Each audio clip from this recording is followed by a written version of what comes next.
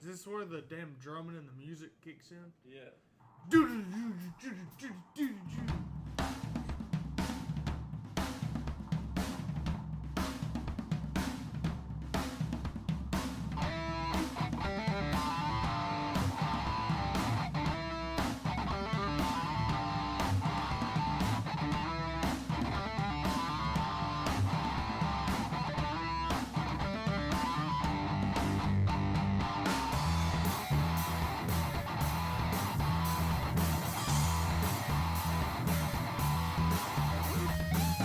What is going on, everybody? Hello, and welcome back to the program. It is On the Pipe Podcast. It is Tuesday, September the 9th, 2025 years after zero. I'm your host, as always, Tyler Shepherdson, and you're joining us just in time for this week's episode of OTP Tuesday. We're glad you're here. We're glad that you're here with us. We're back in action. We got Big Tom and Big Rig Craig in the studio with us. We're going to talk with them in just a few moments here. But I want to let you guys know, we are presented by this fancy little company right here on my shirt, Yamaha USA, Yamaha Corporation. They are the best bikes on the market. If you see a privateer, they're most likely riding a Yamaha. Why? Because without all the fancy factory add-ons, the $40,000 bikes, Yamaha's best bike you can get. You know what I mean? Reliability, good suspension, good bikes. This past weekend, I was on my TTR 110. First time filming a GNCC on a pit bike. Pretty fun experience. But yeah, shout out Yamaha. Thanks for being a part of the program this year. I am very sorry about last week's program. Got a call Monday night. Hey, Pastrana land tomorrow. And so did everything I could to make it down there to Pastrana land. I will say I brought all the stuff. It was all the podcast equipment was loaded up in the crate or in the box. We were ready to go. My plan was to maybe do a live episode from Pastrana land. Obviously did not work out that way. And then stayed with Stu near the track and some other guys. And we were supposed to do a podcast all week long, but things just kept running into it. So I'm sorry. I was going to put something out, say that we were going to do a show at another time. We couldn't dial in another time. Then I was going to say we weren't doing a show, but the intention was to do a show. Either way, sorry about it. We're going to bring it back to you this week. So thanks for being here. Thanks for joining us, and welcome to the show. Big Tom, Big Rig Craig, how's it going? Sorry. That's how we feel about you after last Tuesday. You lucky bastard. Tom couldn't win anyway because he's got a job, but I don't, so I could have won. I'd have called in sick. I was like a +1 of a +1, and sometimes, I mean, a lot of times I flake on opportunities. This was an opportunity, couldn't miss. Did you see Gavin get hurt his shoulder? So yeah, yeah. So at Pastrana land. Yeah. Yeah, that's why. Bad weekend for the boy. Yeah. First of all, within 10 minutes of being there, we're doing backflips. Like, you see it and you see all the videos, and first of all, to be there and see it in person, and it's like everywhere you turn, everywhere you look, it's like, oh, dude, I remember so-and-so did that there, and oh, I remember this from that video, and I remember that from this, and it's crazy to be there in person just because I'm sure you guys are the same way, but like 3/4 of my life, I've been watching videos of that guy at that place. Don't go right. And it was pretty sick. Yeah. Don't go right. Did you do any backflips? I did not. That was literally the one thing I told you Tuesday morning. I know. That's crazy. The guy who can go down the road on his hands on a skateboard. Did you have the chance to? I did not. Did you try to make the chance to? Kinda. No. Don't lie. Because I feel like you could have. Everybody else that was up Think how cool it would look for Yamaha if you were doing backflips or at least throwing a 110 somewhere. I'll be honest with you. One of the main reasons that I brought the 110 was to do a backflip. was to do a backflip, And you didn't. and I didn't. So I don't want to go too much inside baseball. I guess I should mess with that camera. I don't know if you got anything bad written down on that, but the camera can see it. So don't want to go too inside baseball, but I think bad on it. No. I think may have invited more people than what should have been allowed. A lot of passive aggressive comments from Travis about how many people were there. Yeah. I don't know. I don't know if them other people listen to the show, if they'll ever hear this or not. But it was kind of an awkward situation most of the day. I think. Really? Yeah. Some people were taking some liberties they probably shouldn't have, and it just turned into a weird vibe the whole day. So it went from like I'm here, I'm stoked to do this, to like I'm just gonna be a fly on the wall and just kind of hang out a little bit. So while everyone was before you can flip into the foam pit, he brings you to that giant trampoline and makes you do a flip there. First of all, that is the weirdest trampoline that I've ever been on in my life. I feel like I'm pretty athletic. I can do a lot of flips, a lot of stuff. I watched Stu go on that thing, dude. It looked like Bambi on ice. Like, dude, knees buckling, falls. Like, as soon as he gets on it. Tries to get up, jump a little bit, falls. Tries to do a backflip, feet go out from under him, and he just, like, kind of lands on his head. And, like... Man, don't have no ACLs. I mean, I understand.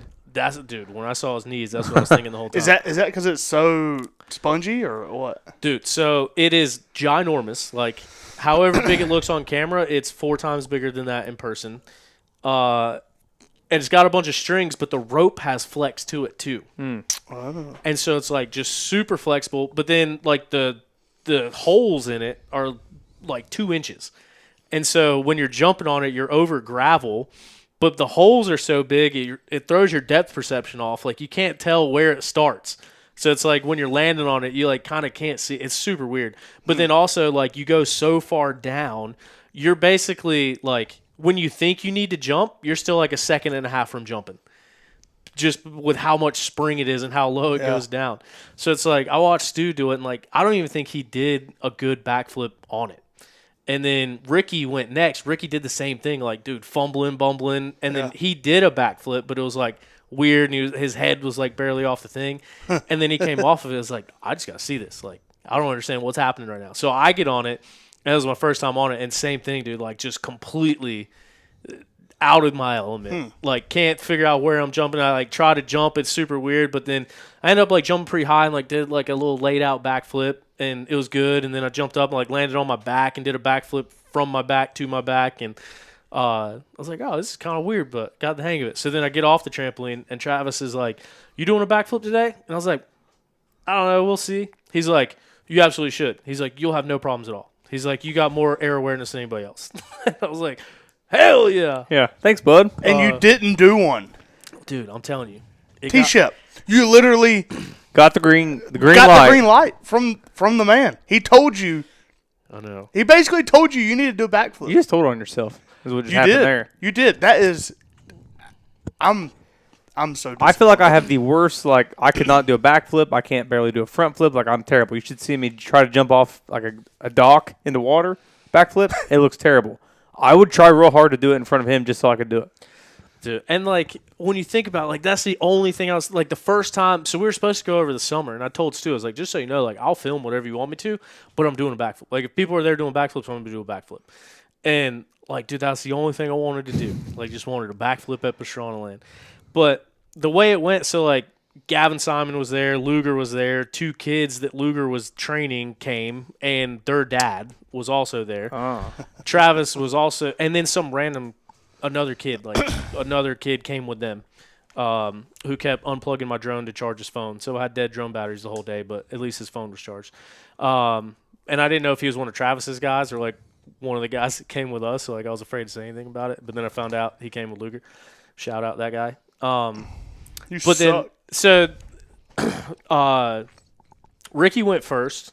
Ricky might have won MVP, dude. Ricky was doing all sorts of crazy stuff. Didn't know Ricky had it in him. It was, Oh, Rick's about it, huh? oh, dude, he's about it. I was pretty stoked on it. So Ricky goes first, and then I think Gavin went second. He did a couple, and then Luger couldn't really do a backflip on the trampoline. Travis was like on the fence about letting him try it, but he did it fine. There was a World Rally Car driver there, Chris Mize, super cool dude from Ireland, super thick accent, really cool dude. But I think that was the point of the video that Travis was filming that day was with him. And so everyone like kind of kept cutting in front of him. So Travis was finally like, all right, everybody stop. Chris is going. So then Chris does it a couple times. Right after that, one of the kids wanted to do it. Number 1 rule, don't let go of the bike. Says it all the time, 100 push-ups if you do it. Number 1 rule, don't let go of the bike. 1, it'll land on you. 2, if you can't hit the kill switch and it stays running, you can catch the whole foam pit on fire. Yeah. So this kid goes up, let's go with the bike, throws it. So that Travis was like already. Every time he looked at the camera, he's like, I invited Stu. He ended up bringing his whole neighborhood. He ended up bringing everyone from his county. Stu brought 30-something people. Like just passive-aggressive stuff. Yeah. I don't know if I should be going this far inside baseball. But anyway, so then after that happened, the other kid wanted to try it. The other kid was too small. Travis told him not to try to flip. And then after that kid went, it basically just it got shut down real quick. Yeah. Like after that one, Travis was like, all right, we're moving on. Everybody get out of here. And I was standing there. I was like, this was I was the this is one. my time. I was the one. Like, you I didn't told me wanna- I could do it. I didn't want to jump in front of everybody, but like, dude, this is what I wanted to do. So I didn't get to do it. Oh well. So then we walked through the shop and we walked back to the back where the mega ramp concrete roll in is with the trike and like, dude, a 30-foot tall ramp that they added a bigger lip onto. And Travis was like, oh, simple as it. Well, first of all, he pulled the big wheel like out of the corner of the closet. Like had dust all over it, like had seen some better time in life. Front tire was flat, so he pumped it up. But then he's like, all right, so this is how you do it. He's like, just be careful because you'll get speed wobbles right here, and if you miss the ramp, you're going to die. And very confidence-inspiring. So he went off the top of the roll-in. It's like a wooden roll-in. He goes off of it, and like first try, just double flips. Like double backflip on a trike at 60 miles an hour. And so, yeah, and then he walks over to us. He's like, all right, so we're having a debate over here. I went off the top roll-in. We were like, if you don't go from the roll-in, like if you just go where the concrete starts, will you have enough speed to get there? It's like, I think we probably should, but one of you guys want to try it and see? And then I was standing there right next to Stu, and I do feel bad for this moment. Keep in mind, no one had done this yet except Travis. And Travis was like, one of your guys needs to try it. And Stu, like, I'm standing right next to him, so he looks at me and goes, Tyler? And I was like, I got my camera, so if I'm not filming, then who's gonna be filming? You know what I mean? Like just playing it off, because I did not want to be the first one of us to do it. So Ricky ended up doing it, but then I watched a few of those guys do it. I think Stu did it, and then Gavin did it, and yeah. Long story long, that was not the event for me. That looked scary. Well, it looked like a couple of those guys like landed on their heads. I guess. Oh yeah, Yeah. Yeah. And the airbag's fine. yeah. The airbag's fine. Their neck wasn't, but Yeah. no, it was. Maybe it was Gavin. Someone landed like directly on their head. Yeah. Maybe Ricky. It looked like Ricky did that first time when he wasn't trying to flip. He like landed right on his face. Well, so Ricky went first, dude, and he threw a flip the first time off of it, and I was Yeah. like, I was not expecting that, because, dude, I can't. You're like 6 stories in the air. Yeah. Once you hit that jump at 60 miles an hour or whatever it is, and it's a 30-foot jump, you're like 6 stories in the air, dude. No shit. It is insane, and that's when I was looking. I was like, dude, I don't know if I want to do this. Like, I'm a little thrill seeker. I don't know if I want those thrills. But yeah, then after that, we did a bunch of like UTV stuff, and then the day just kind of went on from there. Played him in Big Buck Hunter, which Travis went to the World Championships Big Buck Hunter. How'd I that did go? good enough to make him mad, and that was like my shining moment. Did like- you ride in a UTV? in the side by side. No, same thing. That's so sick. Same thing, dude. Everyone else was going. Man, screw them kids. I'll tell you some more stuff after this, but yeah, didn't get the chance to do that. Garrett was the first one because Stu put him in first because he was afraid that he wouldn't do it once he saw him hit the, because it's like an 85-foot jump, but they're jumping it to the next knuckle, which I think he said was like 105 foot. Yeah. And so Garrett, Stu's mechanic, was the first one to do that. Dude, it was pretty wild. And like, just like I said, seeing all the stuff that, like, do you remember when Trevor Jacob did he was going off that super big jump and then kicked off the tree. So where we were standing was at that tree. So like, dude, we're I don't know, 40, 50 feet off the bottom of the ground. Yeah. And then the tree is another 50, 60 foot.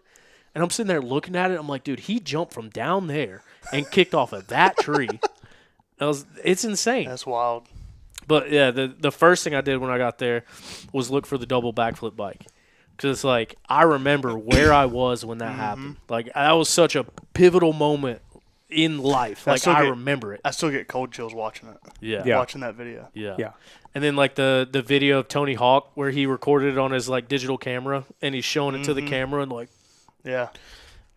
So, yeah, I went and looked at that thing. It was like, that... it was cool. He had the bike and the jersey from when he jumped into the bay after winning the first X Games. And hell yeah. It was sick, dude. It was He's really got like cool RM80, like his super minis and stuff from back in the day too, doesn't he? Yeah. That's what I think sick. He still has all his Loretta's bikes. Yeah, that was wild. Up there. The RM Zilla was up there. The Indian that he jumped over the fountain in Vegas was there. A lot of cool stuff. Did you get an orange hat? I did not. Which, kind of happy about. So how did Gavin do his shoulder? Oh yeah, so then after most of the day was over, him and Chris went back to film some stuff in the UTVs driving them, and so we were kind of just hanging out. That's when I was skating the vert ramp, so like just getting up to like coping and stuff, which been a while since I skated a vert ramp, and that was like the one thing that was like moderately impressive that I did. Like, I don't think anybody expected me to be able to skate like that. And that was my only claim to fame. And then, dude, Sunday, Tony Hawk was there. I saw that. I was like, man, I just skated that ramp a couple days ago, and now Tony Hawk is there skating it. So when Travis took off in the woods filming with the rally car guy, was it just like free reign? Yeah, I mean, essentially. Did y'all have to sign waivers and shit when you got there? Yeah, so that is the first thing. There's like a QR code, and they are very, very, very strict and adamant that you sign that waiver. I bet, yeah. And then Hubert put me in charge. He said, everybody you came with, you make sure they sign that waiver. I'm like, yes, sir. But, yeah. Did everybody you came with sign it? Yeah.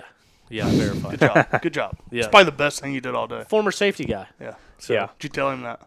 No, I didn't. He knew. He knew. He could see it. He saw it in you. But, I mean, that was the other cool thing, too, because, like, we're standing there, and it's like, first of all, the environment, like all the stuff you see. You've seen it in videos for so long. But then, like, Street Bike Tommy comes, and you're like, that's Street Bike Tommy. And, like, Hubert comes out of nowhere, and he's watering the track and stuff. You're like, dude, that's Hubert. And then Nate Wessel was there with, like, the big dreads and stuff. And they just all show up. Yeah. So how is this working now, though? Because, like, I've seen, I guess it's been Saturday or Sunday, my buddy Cole Maston was there, like, with a different group. So, like, is this just, like, a filming thing they're doing? Like, they're opening it up a little bit more for people? So, from what I could tell and what it looked like, and based off of Travis's spiel, he must do this every day of his life. Like, every day someone's going to Pastrana Land for the first time. Because, like, it was, like, almost, like, regimented, like, what we were doing. Like, it was kind of cool because when we first got there, I don't think Chris was there yet, and we're waiting on some other people to show up. So he's got just a line of Can-Am four-wheelers and, like, Can-Am side-by-sides and stuff. And he's like, I need to go back and check the track. So everybody just grab something and follow me. And so you just take your pick, like, grab a lineup of stuff. I almost took his bike because his 199, like, KTM two-stroke was there. I was like, dude, I don't want to take Did anybody get on it? Just to say I did it. No. I think he ended up riding it. But I wanted to take it, just be like, dude, I'm riding around Pastrana Land on Pastrana's dirt bike. But no, we took the quads back there and just kind of looked around. But then when we came back, it was like I felt like I was in a movie. Like Travis just jumps up and like immediately like films an intro, and then it's like, all right, we're gonna do backflips in the foam pit, and I don't know. It was pretty cool. It was pretty wild.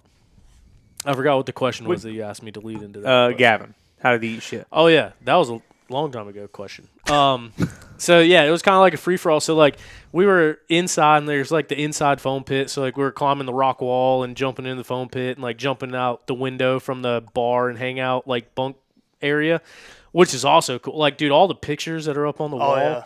Yeah. Dude, I could have just stayed there and looked at the walls all day. So Gavin tried to go down the extended part of the inside roll in, looped out, just slammed into the face of the launch ramp going into the foam pit. That was before all this. And on then what? He was on a BMX bike, just going down a big old roll in. It looked looped steep out. as shit. Yeah. I've seen videos of it. And from the top, like they built like this wooden roll in on top, like an extension. He went down that and just looped out and then just hit the face of the other one. But no, we were all sitting there talking, and then all of a sudden they all come running back from like where the she shed and like skate park and stuff is, and he's like holding his arm. He's like, "Oh, dude, my shoulder's out. I think my shoulder's out." He was just jumping on the trampoline, and I guess he fell, and he said that the way it like came back up and recoiled into him, like just hit his arm weird and dislocated his shoulder. And so I'm sitting there like, so he did both these things. He looped out and he did the sick. Yeah. Good day for Gavin. Yeah. But so it's like we're all trying to convince him, like, dude, just let us put it back in. Like, it's going to be a lot better. And I kept telling him the techniques that I used to get it in. He was trying it, but, like, not really trying it because it hurt. And then he ended up letting people mess with it, and someone, like, lifted it all the way up. I got videos of it all. But, yeah, he wouldn't let us, like, actually push it back in. And even Travis got there and, like, started explaining it. And I was like, here's the guy we need. And he was telling him, and Travis was like, I've never seen that not work. I don't know what to do now. You might need to go to the hospital. And so they ended up going to the hospital, and then he sent us a video later on, and all they did was put a towel around him, and this little doctor was, like, hanging with all of his body weight, pulling it off, and it popped back in. So like, dude, we could have done that 3 hours ago. That scares me. I wonder how many people Travis has had that conversation with. Yeah. I ain't never had this problem. Go to the hospital. Yeah. Dude, he probably gets so many people like talking to him. He probably gets sick of talking to people. Yeah. Like, because just like me and Tom talking, we would love to sit there and just bullshit with him or whatever. But everyone in the world wants to talk to him. So it's probably like you go to Pastrana land and it's like, same thing you said. You do a couple things. He's probably like, all right, fuck these guys. Like, let's go do something else. Yeah. So. Because, I mean, like I said, it seems like he goes through the same routine, like, every day. And then ever since then, like, I always watch the Channel 199 stuff. Mm-hmm. But now, like, all these other creators, like Pardon My Take and all these, like, other crazy influencers and stuff, they're always posting videos of being there. So it's like, I feel like literally almost every day. Or maybe not every day. So, like, I know that he had a bunch of stuff lined up this week to film. So I think he does, like, these week spurts where he invites people all on this, like, 1 or 2 weeks. Yeah. And then those days, every day, someone new is there. Yeah. But, yeah, it was pretty wild. And to your point, like, I didn't really get a chance to talk with him because, like, I wanted to tell him that I announced the race in the Dominican. Like, I don't think he put 2 and 2 together for that. Like, didn't really get to talk to him much because, like I said, we were kind of doing our thing and doing stuff for the video, which it'll be cool when the Channel 199 video comes out to, like, see what's in it and what's not. But then he did the stuff with the rally car driver, and then when he came back from that, Gavin, we were tending to a shoulder, and everything just moved quick after that. And then we were supposed to all go to dinner, but he ended up getting tied up and didn't go to dinner. So I didn't get to talk with him obviously, like, interacting with him, but not like you said, like actual bullshit. How's the wife and them? You know what I mean? It would be cool to sit by a fire, just drinking beer and just hear the stories that he has to tell, because they've got to be endless. Well, it's like, so in the Dominican, when he was there, and, like, the whole Nitro crew were all there. And so, like, the first several nights, like, there was no one else in the hotel. So we were, like, shutting down bars, just all of us. And that's when, like, all the wild stories were coming out. That's, like, you could tell he let his hair down. Yeah. And then there was one night in the Dominican where one of the guys that was with the TV crew there kept hounding him for an interview, and he had been drinking. So he told the guys, like, I'm not doing an interview while I'm drinking. Mm-hmm.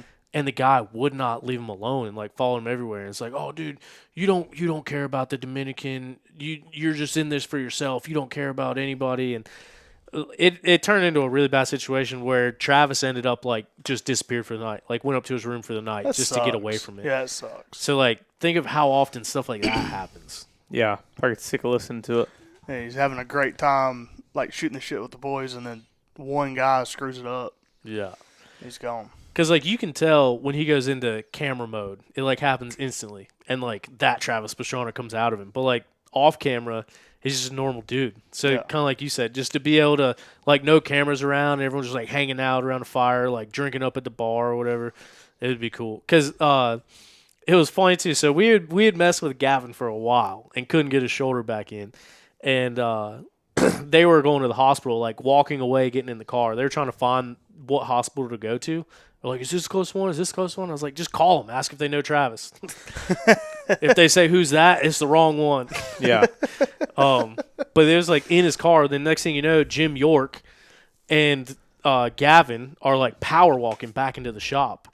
We're like, what are you doing? What's going on? He's like, I can't believe all this time no one asked him if he wanted a shot. I asked him if he wanted a shot. He said, yeah. So we're going to get him a shot. Oh, shit.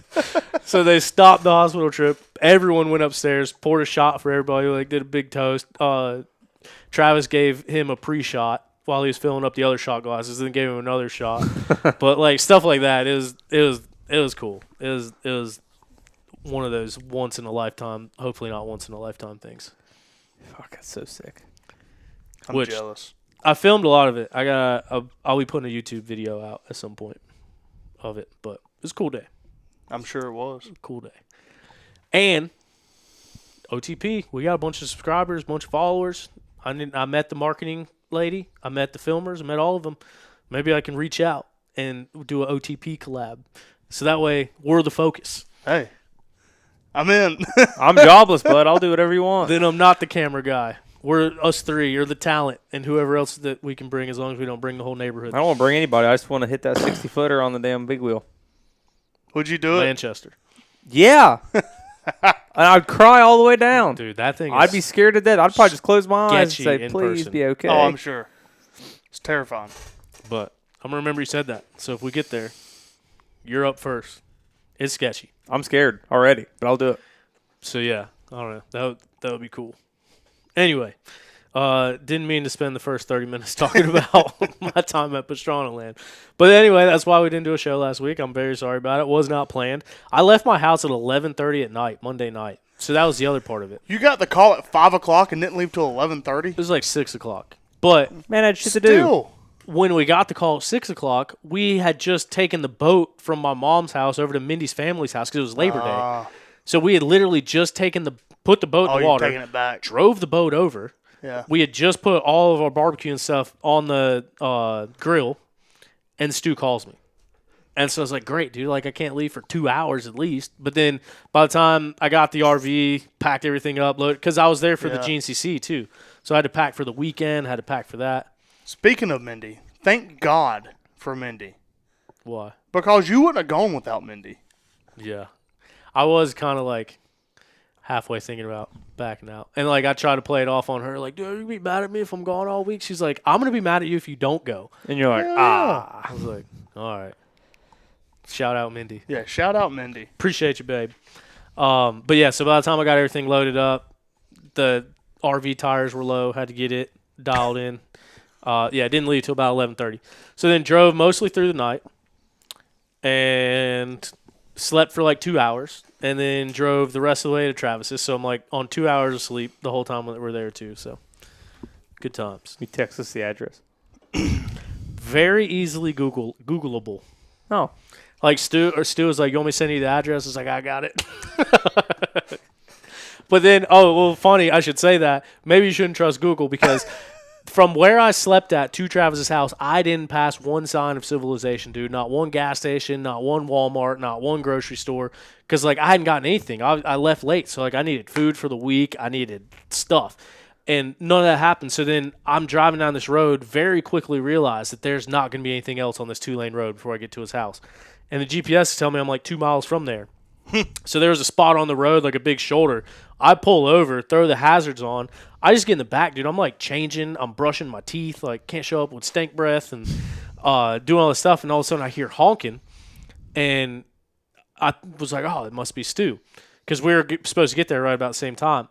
Well, then he pulls in literally where I'm parked out on the road. He makes a left into this gate right there. But I saw the truck had West Virginia tags. And I was like, is that Stu? Like, why would he have West Virginia tags? I didn't know he borrowed a truck. So turns out I stopped literally in front of the front gate. Like, I thought I had like 2 miles till I got there. I was parked in front of the front gate in an RV, just in the back, like brushing my teeth and stuff. And then Stu called me, and I turned around and went back. And yeah, I don't know. It was funny. So maybe not as easily Googleable, but you can get a good idea. Now we know. Pull over. I would not show up there unannounced, though. Oh, no, I bet not. They got a lot of guns. Yeah. And military people. But yeah, I guess he's. Does anybody live there? Someone does. He doesn't live there. Because I always thought that White House at the front was like his house. And I guess it was, I think. But now they moved. I think from people randomly showing up all the time. But then, like, dude, there's giant gates on everything. Like, in front of the shop, there's big gates. And on the front, there's like a big old iron gate. And it's locked down. It's badass. I've always heard it's not as big as you would think. So that's the number one thing that I hear. Yeah. And of like when you get there, it's not nearly as big in person, and you won't believe how small it is. I didn't get that impression, dude. No. Like it was pretty big. It was pretty much exactly what I expected it to be. A lot of the areas in the back, they'll build stuff and then take it down and then build something else. So like where the triple flip was, like that's not a landmark anymore because it's been filled in with berms and jumps and stuff. Like where Trevor Jacob kicked off the tree, that's now the top of one of the berms. Well, that's where the triple flip was. Yeah, like right next to it. Yeah. Yeah. So like, that was one thing I wanted to see. Is like, where'd the triple flip happen? They're like, you're standing on it. It's not there. I was like, oh. I wonder how often he like rides dirt bikes, like for fun, like actually puts gear on and rides. I wonder if he even does that anymore. Yeah, I was wondering that too. I'm not sure. Thanks for asking for him. For us. I had a whole list of questions that That's I wanted fair. to ask that I didn't get asked. But no, it was really cool. But then like the Viper Pit, like the figure 8 thing that Corey Steed KO'd herself on, like that was there, and they built this big old turf. He's got turf all over track now that goes all around it, and like so you're just riding through the woods, and it's like right up there on your right, and then you're riding back down, and like you see something down there to your left, and I don't know, it's pretty crazy. But he was also saying too, when he got his first Supercross contract, he bought I forget the numbers now. It was 20 acres of land, and I want to say he got it for $100,000 or something. He was talking about it. He said that it came up right when he got his first contract, and he bought that 20 acres then. But then, like, the backside of the property is owned by another guy. Like, where the track and the triple flip, all that stuff isn't his property. Like, the moto track, it isn't his property. It's somebody else's. But, yeah. I met the coolest 2-year-old ever. One of his neighbors had this 2-year-old that was just, like, front flipping out of windows and out of the rafters into the foam pit. Like, didn't give a shit. I saw Stu's kid jump into the foam pit. Hell yeah. He did and you didn't. Yeah. That's crazy. Yeah, it is crazy. But yeah, he jumped into it. And like we all thought that he wasn't gonna give it enough power to get up the ramp, so like everyone's standing there to catch him. But he did good, dude. He went wide open, went into it. And then Travis was like, dang, dude, you're really cool. And he goes, I know. And then just walks away. It was hilarious. Shout out Levi. But anyway, long story long. That was my trip to Pastrana Land. It was really cool. But now, let's fast forward into the current events of the racing world. We'll start things off with your note right here. R.I.P. to Mr. John Penton. John Penton passed away peacefully, I believe, Friday evening. I thought it was Sunday. Maybe Sunday. I thought it was Friday. I seen the clip I think it over said the weekend, Friday. so I'm not sure when it was. I think it was posted about on Sunday. 100 years old? But I believe the post was Friday. But I think like 17 days after his 100th birthday. Yeah, that's wild. And the John Penton GNCC, a couple. What's his relation to Caleb? Google says the 7th, so Sunday. Oh, all right. I don't know his relation at all. Isn't it like his grandfather? I don't know. I was trying. I could be sounding really stupid right now, but I thought this whole time that was like his grandfather because they always call the Penton the Russell family farm, and so like I don't know if he's related to like Jeff Russell. I don't know if he's like. I'm pretty sure that wasn't John Penton's It's land. Tina's dad. It was just, like I don't. They call it the John Penton because it's the area from which John Penton was around, and it's the Russell family farm. Yeah, For I some believe reason, that's I was true. thinking that they were Craig related. should know. I shouldn't know anything. I'm a transplant. I Yeah, don't live you're there the anymore. Ohio native. Yeah, I don't live there. Local, bud. Maybe I'm just making that up then. Maybe I just had that in my head somewhere. Nevertheless, rip to a legend, John Penton. Obviously did a lot for motorcycle racing. Brought KTM over to the United States, the Penton motorcycles, and kind of jump-started that whole thing. I was also reading, too, like, dude, he sold gear sets. He sold training program. Underfoot. Underfoot is back, dude. Guess He's who's been back? MIA for a while. Brother. Welcome back, dude. Thank you for the $10. Really appreciate it. He also helped like fund some of the guys going overseas for ISD if they didn't have money. Yeah. He'd just front the bike. Like if he had a bike and they had to pay him for the bike, he'd just front him the bike if they didn't have the money. Yeah, he had like a private label boot deal with Alpine Stars where he was like importing boots and selling them, like training programs, like a lot of stuff. And I believe he was a World War II veteran too. So Yeah, I saw that. Yeah. he was always wearing the World War II veteran hat. Yeah. So thank you Gnarly. for your service to dirt bikes and this country. R.I.P. to a legend Yep, of John Penton. absolutely. I'm sure there'll be a big old thing at the John Penton GNCC here in 5 weeks. Yeah. Where we'll honor and remember the legend. Also, I guess while we're on this subject, T's and P's goes out to Hollywood. I saw that. What happened? Yeah, Hollywood, the GNCC spotter kind of rides around on the four-wheeler, keeps tabs on the races, and gives updates to the crew and everything. I guess he got hit. I don't know the details, so I don't want to speak on it. I don't know anything surrounding it, so I don't. And it hasn't really been like a forthcoming thing. I found out from Chandler Russell when the race started. But he got airlifted out of there.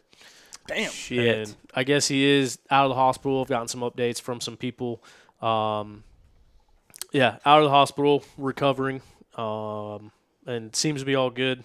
Got banged up a little bit. I don't want to talk about his injuries. Like I said, didn't hear about the situation I don't know. I don't know what happened. I don't know anything about it, but I just know that he got banged up pretty good. So I did want to shout out Hollywood on here throughout the T's and P's for him. That's a bad situation. Hope him a speedy recovery as he comes back from that.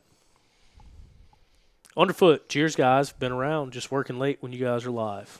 See, Well, hey, man. somebody else has got a real job. We have real jobs. We just don't have a schedule like yours because our employers are cooler. You've said multiple times you don't have a job. I have jobs. You're unemployed. I still make it happen. I still got more. I still have more hours than you will at the end of the year. You think? Yeah. Hell yeah. 5/10s. Part-timer, brother. Oh, yeah? Part-time. Well, we all just got $3.33 richer, courtesy of Underfoot. When do we see that? I don't know. Get us Hey, get us thing of Zins. You owe me $10 because I wore this shirt last Thursday. See, I was kind of thinking like the big big Uh-huh, OTP. But yeah. I got you. Hey, this is full on the back. Deal's a deal. Hey, they saw me as I was walking away. You can give them my 333 and you can just give me the underfoot special. That was part of it. That was on Thursday Yeah, or Friday? Thursday. Because that was the ride day. at Top Gun, yeah. Yeah. Dude, so- that place was packed. Yeah, it looked like it. Did the track look all new? No, I and look re- like shit. Really? Still the same they- old Top Gun? No, they went through and redid, like, they reworked the lips and redid some of the jumps. I mean, it's all the same layout and everything, but the jumps look better, but they did it out of, obviously it's been so dry here, they had to do it out of dry dirt, and then they didn't water it enough, and so it, like, got real powdery. Did you ride? No. Oh. I had to work. Learning experience. Had to work. Uh, And then it poured down rain. And then Travis Beam got out there and did a lap. in the rain. Yeah, no shirt. Heard it was good. No, he ate shit in the first corner. One of a kind. So Wednesday, I don't remember what happened. We were going to do a show. I think that was the day he was supposed to ride, or I don't remember what happened. But then Thursday, we were going to do a show because it was supposed to rain all day up there. I was going to do a show with Stu and Luger and Gavin. And it was supposed to rain all day. We ended up getting busy with stuff all day. But then I know the Pulp show was starting at like 7. So it was like I was trying to start OTP at like 5. So we didn't cut into it. Yeah, but it wasn't live.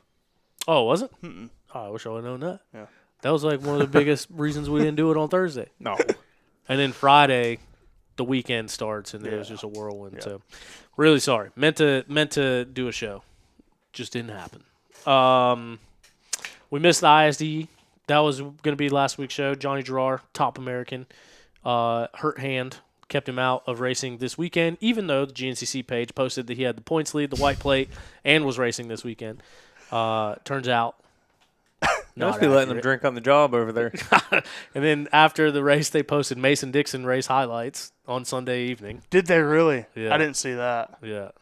And then, well, this has nothing to do with the Instagram admin, but they called out Mason Simmons on the start of row 2. I was going to say the XC2 start, but it wasn't. But, yeah, they was going through the names, and, Mason Simmons is out here. And I'm like, no, he's not. No, he ain't. So I texted him. I said, damn, Mason, I didn't know you was racing today. He said, I'm not. I said, well, you're at the GNCC. Good luck. Yeah. And then when he was racing and he was out in front, they kept calling him. Oh, Was it Gavin? No.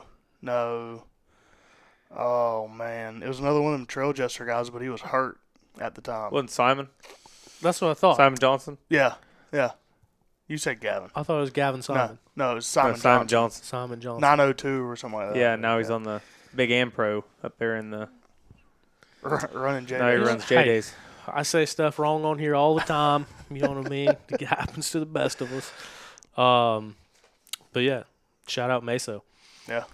Also, with a Josh Toth was out this weekend from ISDE injuries as well. I think so. First day he fell, banged up his knee. Second day got food poisoning.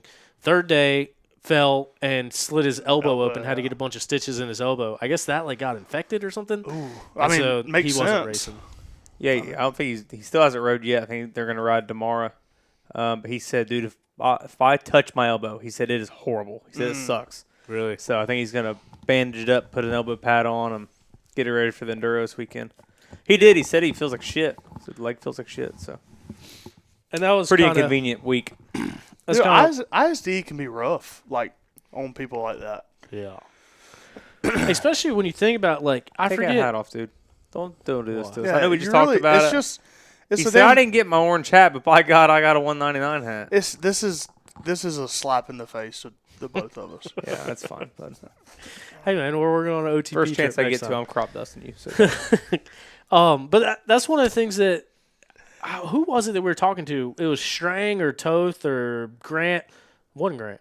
Someone was on the show talking about the ISD being a factor in the championship, with Ben and Grant battling. It was the night Strang stopped by, right before. Yeah, the second time. Yeah. Mm-hmm. I was thinking the show we did downstairs with Strang, but that was before the season. But yeah, when Strang stopped by, going into the ISD, talking about going down the stretch of the rest of the season, how is it going to affect him? And then sure enough, Johnny misses a race because of it, which obviously he's not in the points. Yeah.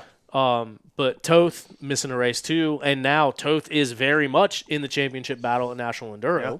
Well, and that was his example. Toth was Strang's example about winning the championship bonus for National Enduro. Yeah. And what happens if something happens at ISDE and he misses around at National Enduro? That was literally the example he made. Yeah. I asked Josh about that too. I said, what do you think about beforehand or after? Right when we got him from the airport. I said, whenever you were hurt Monday and then you got sick Tuesday, I was like, did it affect your riding at all, thinking about your championship points coming home? Because in 2 weeks when you come home, you got to race for actual money, something that's actually, points-wise, money-wise important. He said, no. He said, all I cared about was ISD America. at the time. Yeah. And I was like, hell yeah. I would not have felt like that way at all. No. And, I mean, that was the bummer, too, is, he when he came by and sat here with us, he said that his, pretty much only goal was the top 5 ISDE. And he went over there, a month early. He raced a couple GPs over there. His focus was the ISDE as a top finishing American last year. And then gets hurt on the first day, trouble on the second day with sickness, and then third ends up getting stitches in his elbow. So, yeah, that had to have been a bummer. And now, if that trickles into this National Enduro Championship, too. Yeah. He did comment on Stu's post. You're going to have a bad time. I'm looking for some redemption this weekend, too. So yeah. He'll send it. He'll be all right. Because they were tied up, and then Stu got the advantage at the last race. Oh. So they had split wins all year. Stu's one up now. Mm. So Toth is either going to tie it up or get one behind. Or maybe Grant Baylor goes in there and wins. 2 behind, right? You said Stu's one up, yeah. Yeah. Which, shout out Grant Baylor, dude. He came to Mid-East a few weeks ago and just decimated everyone. Rode his ass off, rode a really good ride. And then yesterday, dude, Sunday, he was charging. Dude, when he made his mind to go to the front, he got to the front quick. What happened? Stu pitted way early, which ended up biting him in the butt. Yep. Grant pitted a lap late after everybody. So he moved into the number 2 spot. And in the YouTube video from this week, I got them battling out in the fields. You should see how hard Grant was pushing Jordan Ashburn and trying to get around him. Yeah. It was insane. Well, they all know that Jordan's hard to pass. Yeah. So trying to do it in the field and not in the woods. Yeah. Because they always say that track's hard to pass on anyway, right? Yeah. Yeah. I was watching the drone footage from the weekend too, and it was when Stu passed for the lead. Was that Jordan? It was Liam. Watching Liam. So at the time it was Liam, Stu, Grant, Ashburn, and just watched them in the fields. It was pretty Stu going wide, squaring up corners, and then running into each other. It was pretty gnarly footage just from the drone stuff. Yeah, and then so I was standing down in the infield watching all of that, and then they came out of the trees, and you can kind of see in the YouTube video too, I missed them. I missed where they came out first. So then I'm back, and I think it was Liam in third or Grant in third, and I'm like, where the hell did Stu go? Because he went behind the tree, and I never saw him again. And then I panned over and saw them as they were going into the woods. But dude, those field sections made for some insane battling, and I think that's a big part of it is because they couldn't find a place to pass on the track. Yeah. And so they were doing everything that they could to take advantage of those situations. Yeah. And I think the top, 5 or 6 were within, 30, 45 seconds? It was super close. I think at the end of it ended up being Grant, and then 20 seconds back was Ashburn, and then a couple seconds back was what was it? Craig DeLong was in third overall. Yeah. Yeah. And so speaking to that point, this past weekend was a brand new start that we hadn't seen, that we talked about, made a big hubbub going into it. The race after summer break, it was announced that there's not going to be an XC1, XC2, XC3 start. Next year there won't be an XC3 class. But they were going to take the top 20 and put them on row number 1, take everybody else, put them on row number 2, and that's how this race was going to start. Would there be if there's an XC3 rider in the top 20 in points, would they have been up there? Or was it only for XC1, XC2? So the rule specifically, the 2. It says XC1 and XC2 because Gavin and JoJo. Now I'm confused about everyone's name now. Yeah, Gavin and JoJo are both in the top 20. Yeah. But they're A class. Yeah, but they weren't on the front row. Right. Even though they're top 20 in points. But they were in the third row, weren't they? Still. No. They weren't in that second row, were they? No, they'd have been 250A. Yeah, they were just on the normal 250A fourth row. Which I agree with because they're not in a pro class. But they're top 20. Yeah, but I agree with it being XC1. Pro riders, just XC2. not a pro class. Anyway, after Big Buck, we had a discussion about this. It happened right here on this podcast, and we'll play this real quick. Maybe that is the solution. Maybe you can find a way where you take your top 20. Let's say top 10 or top 20. XC1, XC2 combined. You give those riders introductions. If you're an XC2 rider good enough to make it into the top 10, top 20, you deserve an introduction. You deserve to get your sponsors out there. And then you put those guys on the front row and everybody else on the second row. And then it kind of puts everyone that's in the mix. And then if someone then jumps up from the second row, I think then we're going to be back to the pre-2023 season where it's not going to happen very often. So that was back in February when Nick DeFeo came out and won the Big Buck GNCC by 3.5 minutes. Don't think anybody saw it coming. And we were coming out of a year where we saw the first XC2 winner in Josh Toth do it. Then we saw Grant do it twice. And then we saw the season get opened up by Nick DeFeo in his first full season at XC2 start, come out and win the physical overall for the first time from the second row by 3.5 minutes. And while we did talk about it on the show, and while it did seem like a good idea at the time, I did not see where we would get this implemented with a championship on the line in the middle of the season with 4 races left to go after summer break and the points being so close. Did you guys expect a change to happen mid-season like this? No, not in the middle of the year. I mean, I would have thought round 1 next year, and you start fresh into the year. But doing it in the middle of the year is whatever. I mean, if they need to change a rule whenever, they're going to change the rule. So I didn't think it was going to happen, and then at the 2-lap card, whenever I think Grant was in like 8th overall at the time, I was like, wow, this is kind of screwing him a little bit. Like, it didn't end up working how I thought it was going to do. And then obviously climbs his way up, wins the race.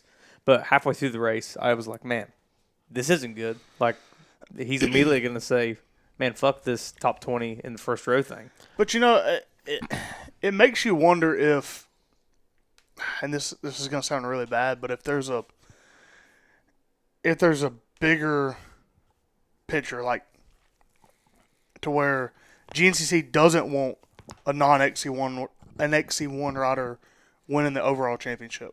I think that's exactly where we're at. And if they think that XC2 starting a minute back, Grant starting a minute back is an advantage, and they change the rule to take away that advantage, thinking to put him on the front row with everybody, takes away his minute advantage, and because they want an XC1 overall champion, I mean, I hope that's not where the thought came from, because it's not mischievous, but it's shit. It's bad intentions. Yeah, but it's kind of the way it seems. Well, if it is, it really backfired this weekend. In the same breath, if that's kind of the way we're thinking, we kind of need to pay attention to these last 3 rounds, 2 or 3 rounds. 3 rounds, 3 more. Yeah. Pay attention to make sure he kind of needs to be on his on his T's, kind of making sure he don't fuck up, because if they penalize him and try to get it to where it's like, oh yeah, he cut a corner a little too tight, and he's not going to happen now. Like, make sure he's on, like, doing everything correctly and not making any weird passes or anything, so you don't get them to give you the kick in the ass and say, oh, well there goes your points you needed for the weekend. And this track, the Buckwheat, has always been one that you come out of it and there's always penalties, or there's always rumors and speculation. I didn't hear any about that this year, but hopefully going forward that's not a problem, but still. The Buckwheat was the race when Stu and Ben were battling for the championship in 21. Yeah. That's what put OTP on the map. Yep. Got real chippy after that. Me, bud. That was my fault. Yeah. Was that when you was listening to radio? That's when I was listening to radios. No, that was an Iron Man. No, it wasn't. Oh, was it Iron Buckwheat? Man's whenever everyone found out about it.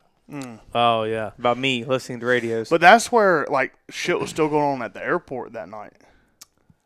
Right? Yeah. Yeah. So if you're not familiar, that was OTP had a pretty decent little amount of listeners.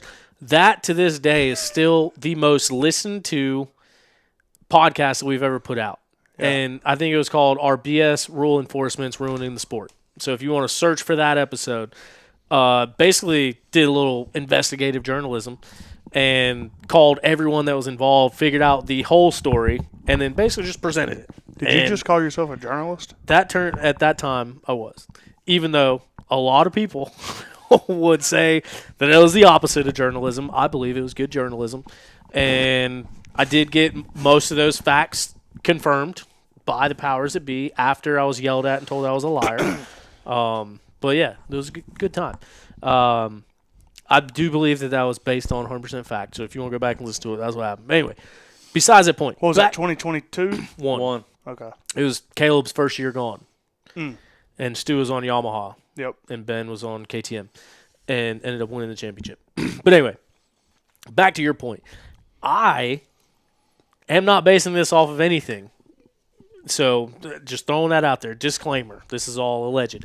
I believe that the reason this rule changes was exactly what you mentioned. I think that they did this because they thought it would look bad for the series if an XC2 rider wins the overall championship. And I think that everyone is playing into this 1 minute advantage, He's got an advantage. And so I think they were like, put him on the front line. He can't beat Ben straight up. Mm-hmm. And I think this was worst case scenario for that. If that was the purpose, like I said, I'm just basing this off of absolutely nothing, throwing it out of thin air. That's what it seems like. And I don't know that this could have gone any worse if that was the intentions. And like I get it's weird being in this position because you give someone too much praise and all of a sudden you're dick riding and get all these names and like, dude, I can't tell you how many times like I've been called out for like saying stuff about Caleb, saying stuff about Stu, saying stuff about Strang. It is what it is, dude. I say it how I see it. And at this point in life, I don't think that you can find a bigger Grant Davis fan than I am. And it was absolutely insane what he did this past weekend because I do feel like these rules were put in place in spite of him. I think they were put there to hold him back. I think that this was done to give Ben the advantage. But when all this news broke, I was in a movie theater when I got the email, and I was like, I need to talk to people right now. Well, I got out of there. The first person I talked to was Grant Davis. I was like, what do you think, dude? And his first response was, I couldn't be any happier. He was excited about it. He was like, now they don't have an excuse. They can't say that it was a minute. Yeah, I get to battle them straight up. They get to know where I'm at. 'Cause, I mean, same thing this past weekend. I think it was Stu that said, like, last week, he's like, if I was Grant Davis, I would have lawyers on the phone. Like, this is big money. This is a big thing. They're changing up in the middle of the season. He's like, I would have lawyers on the phone. I was like, no, dude. Like, I think Grant couldn't be any more pumped. Like, I think this is exactly what he wants. Yeah. And I talked to him a little bit, and I talked to his parents a little bit, talked to Nick Davis a little bit. Nick Davis was pumped up, more pumped than anyone, I think. But I think that was exactly it. I think that Grant saw this as an advantage. And the way that he won makes it even more impressive because Ben was out front, Stu was out front, Liam was out front, and Grant Davis was on the ground. That's where I was getting in the second corner, Grant Davis was on the ground, dude. He came around the first corner like third. Came around the second corner onto his butt. Yep. And, dude, went in not dead last because Brody Johnson fell in the first corner. Well, Grant stopped right before he went in the woods and straightened his bars out. So I think Brody did pass him there. And beat him up against a tree. Yeah. So, not only did he go out and win straight up, he went from last to first and did it. And Ben Kelly, I don't know what happened with him. I read his post. He was out front, and then he ended up finishing sixth. Yeah. That was a 15-point swing on the weekend. You know, and I was looking at I looked at points because Grant because they were real tight going into Snowshoe, right? Grant was up, but they were close, weren't they? I want to say 3 points at Snowshoe. Okay. Because BK was up, right? 3 points? Grant was up. Grant was up. And then Grant finished like 11th overall. Yeah. And BK, did he win? No, Toth won. But BK was what, third? Third, maybe? Third or fourth? He was close. Sounds right. But he took over the lead. Yeah. And I don't remember how many points it was going into Buckwheat. It was 7 points. Okay. So I wasn't expecting Grant to be in the points lead. Yeah. Yeah, that's what I mean. So, like, this was done, I think, to protect the sanctity, the prestige of the series. You think they'll have a points change after this weekend? I don't know what they do now, dude. Like, that, I was thinking about it the whole drive home. Like, what do they do now? Because you take them, you put them all in the front row, which, first of all, we said the top 20 thing. That was OTP's suggestion. Whether or not that was used in the process, I don't know. See, I think but I got the receipt. But I think we talked about it before Big Buck as well. I think we've talked about it 2 or 3 times. But the Big Buck one was definitely, obviously, where that clip came from. But yeah, but he was down 7 points coming into it, and I really do believe that this was like, he can't beat him straight up. Let's put them all on the same line. Yeah. And then he gets a 15-point gap in this race and goes up by 7 or up by 8. He was either down by 7, up by 8, or down by 8. Now he's up by 7. Whatever the case, is 15 points from first to sixth. Yeah. And he made that up this week. And not only did he make it up, like I said, I can't stress this enough. He went from the back to the front to do it. And on a track that everybody said is hard to pass. Yeah. Yeah. He passed everybody. Yeah, seeing those guys, like I said, on the drone footage, just absolutely railing outsides, inside, outside, hitting each other. Like all the videos I seen from the inside was kind of a little more technical. Yeah. And they were like balls to the wall so they got to where they could kick the back end out somewhere. Yeah. Well, and something else I noticed was like there was a clip. I don't know if it was on yours or on the drone footage, but it was Grant and Stu, Grant Davis, and Stu going back and forth, right? And you know Stu's on a 450, and obviously Grant's on a 250. And Grant was right there neck and neck with him, like wasn't getting yarded in the fields, and it's just I don't know if that's skill or power to weight ratio, or if he's on a damn fast ass motorcycle. Like obviously not, it's not a cheater bike or nothing like that, but still he's on a fast ass 250. But there was also a section where someone said, I guess it was on the live feed or something, where Stu was like looking back yelling at Grant. Or maybe Grant was talking about it after the race. I think Grant was talking about it after the race, but there was one section where Stu was like looking back at him yelling about something. And I don't know what it was. But like, you think about it too, like Stu had control of that race. Like once he got out in front, dude, he was charging. And he ended up like spitting and sputtering. Don't know what happened with the fuel thing. They did all of the calculations. He should have had like plenty of fuel. He should have been able to do almost another lap. Yeah. And then Grant's fuel consumption was based off the same math. Grant had half a tank when he came in, or because he pitted 2 laps after Stu, a lap after everybody else. And with what they gave him for fuel and what he had left, Stu should have had plenty of fuel. So like they don't know if a sensor went bad and it was running rich to protect the motor. They don't know what happened. But he should have had fuel. Dude, so I read Stu's post as well. Do you think all the teams are putting that much thought into fuel? I know one of them that is. I know for a fact that I don't know about the other teams, but I know Stu has always been like that. I know KTM for sure did. I mean, the science behind it. I'm sitting there sweeping floors, brother, and I seen them guys talking for 2-3 hours just trying to get the calculations right about exactly what they were going to do. For at the time, it was Ben and Josh.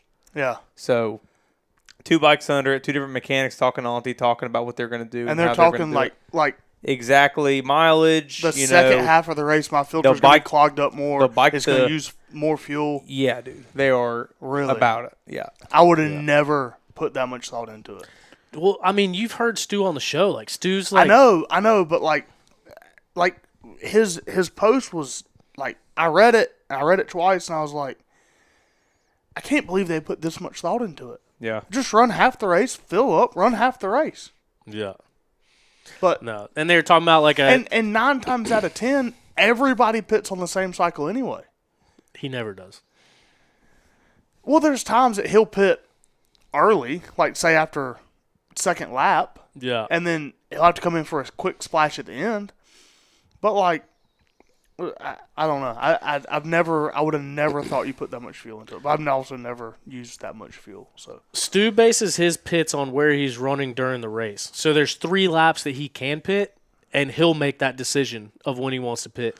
So like this past weekend, he caught up with that lead pack, but he wasn't at the lead pack yet. So he came in for fuel, thinking that the next lap, while everyone else was getting fuel, if he could pit, reel them back in, he would pass them in the pits, and that's what he did. Yeah.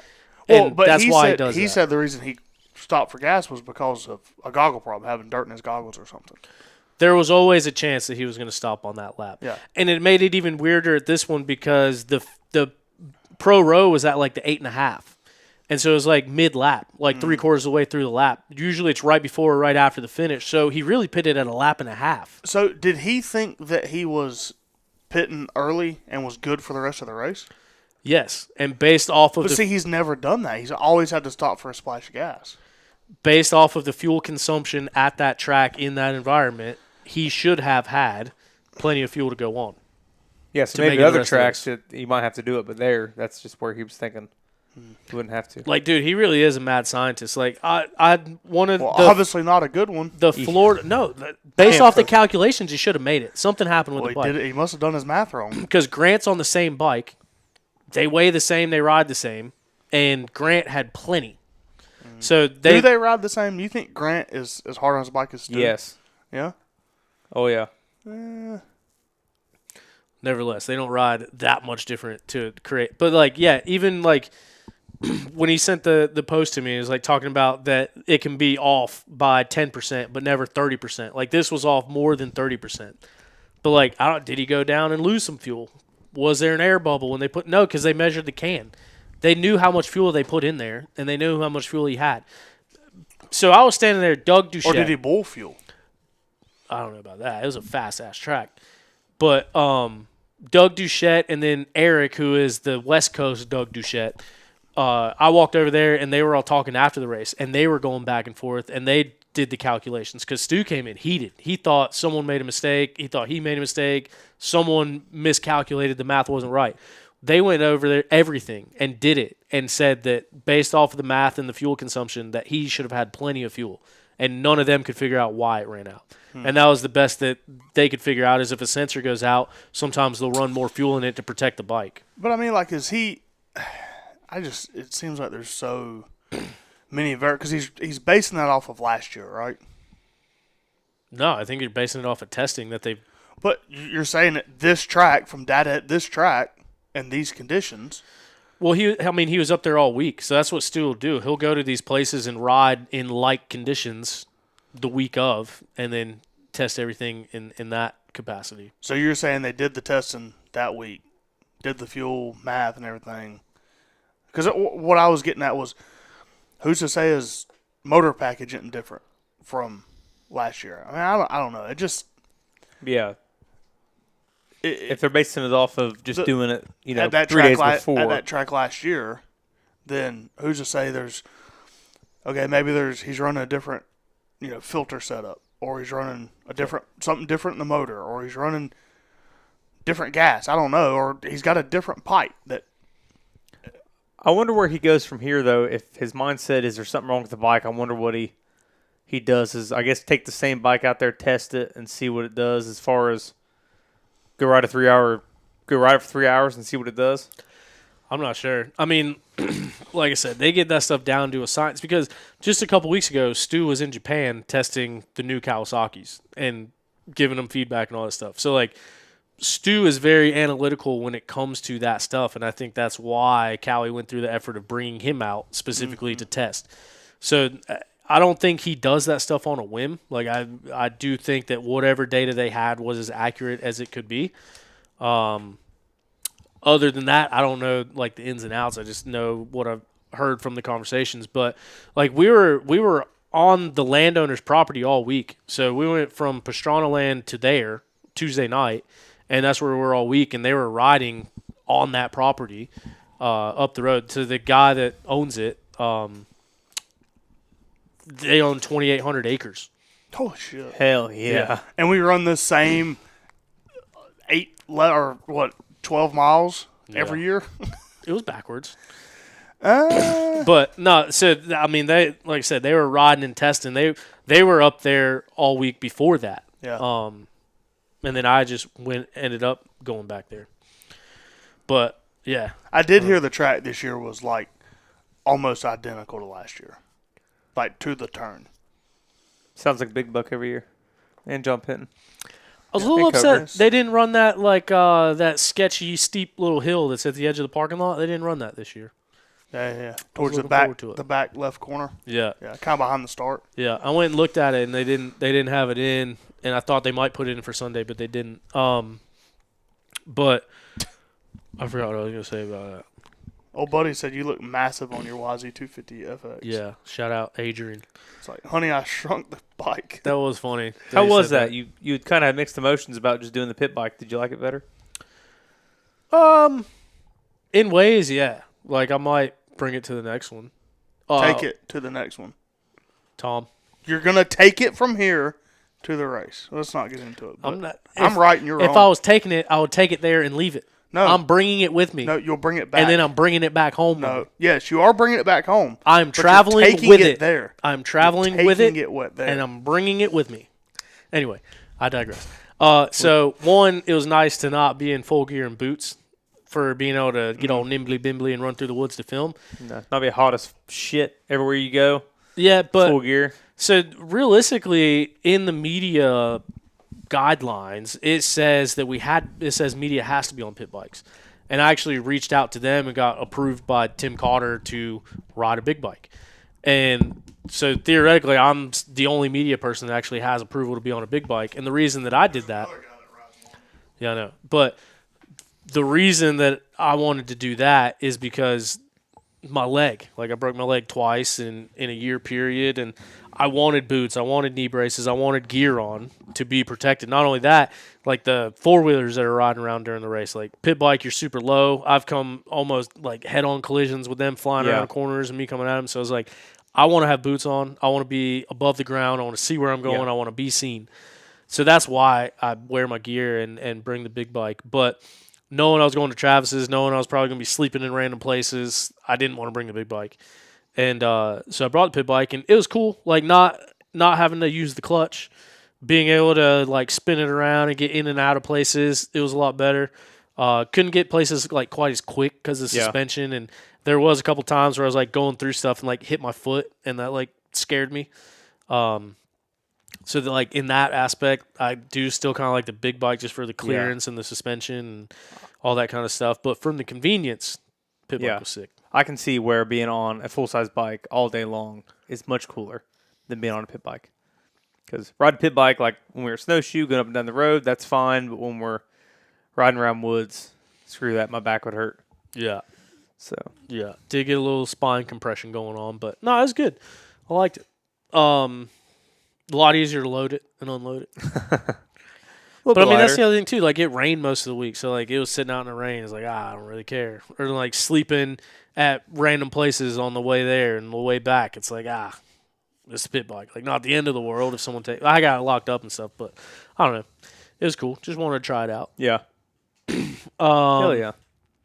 But yeah, if you could go to the results page over there, I guess we will finally dig into these results courtesy of Dimmer's Precision Grading. We've kind of talked about it. We've been all over the place about it. We'll bring you through the rundown of the actual results, and we'll do it courtesy of Dimmer's Precision Grading. They are a full-scale grading company in the greater Carolina region. No job too big, too small, commercial, residential, everything in between. Grading, excavating, land clearing, all sorts of stuff.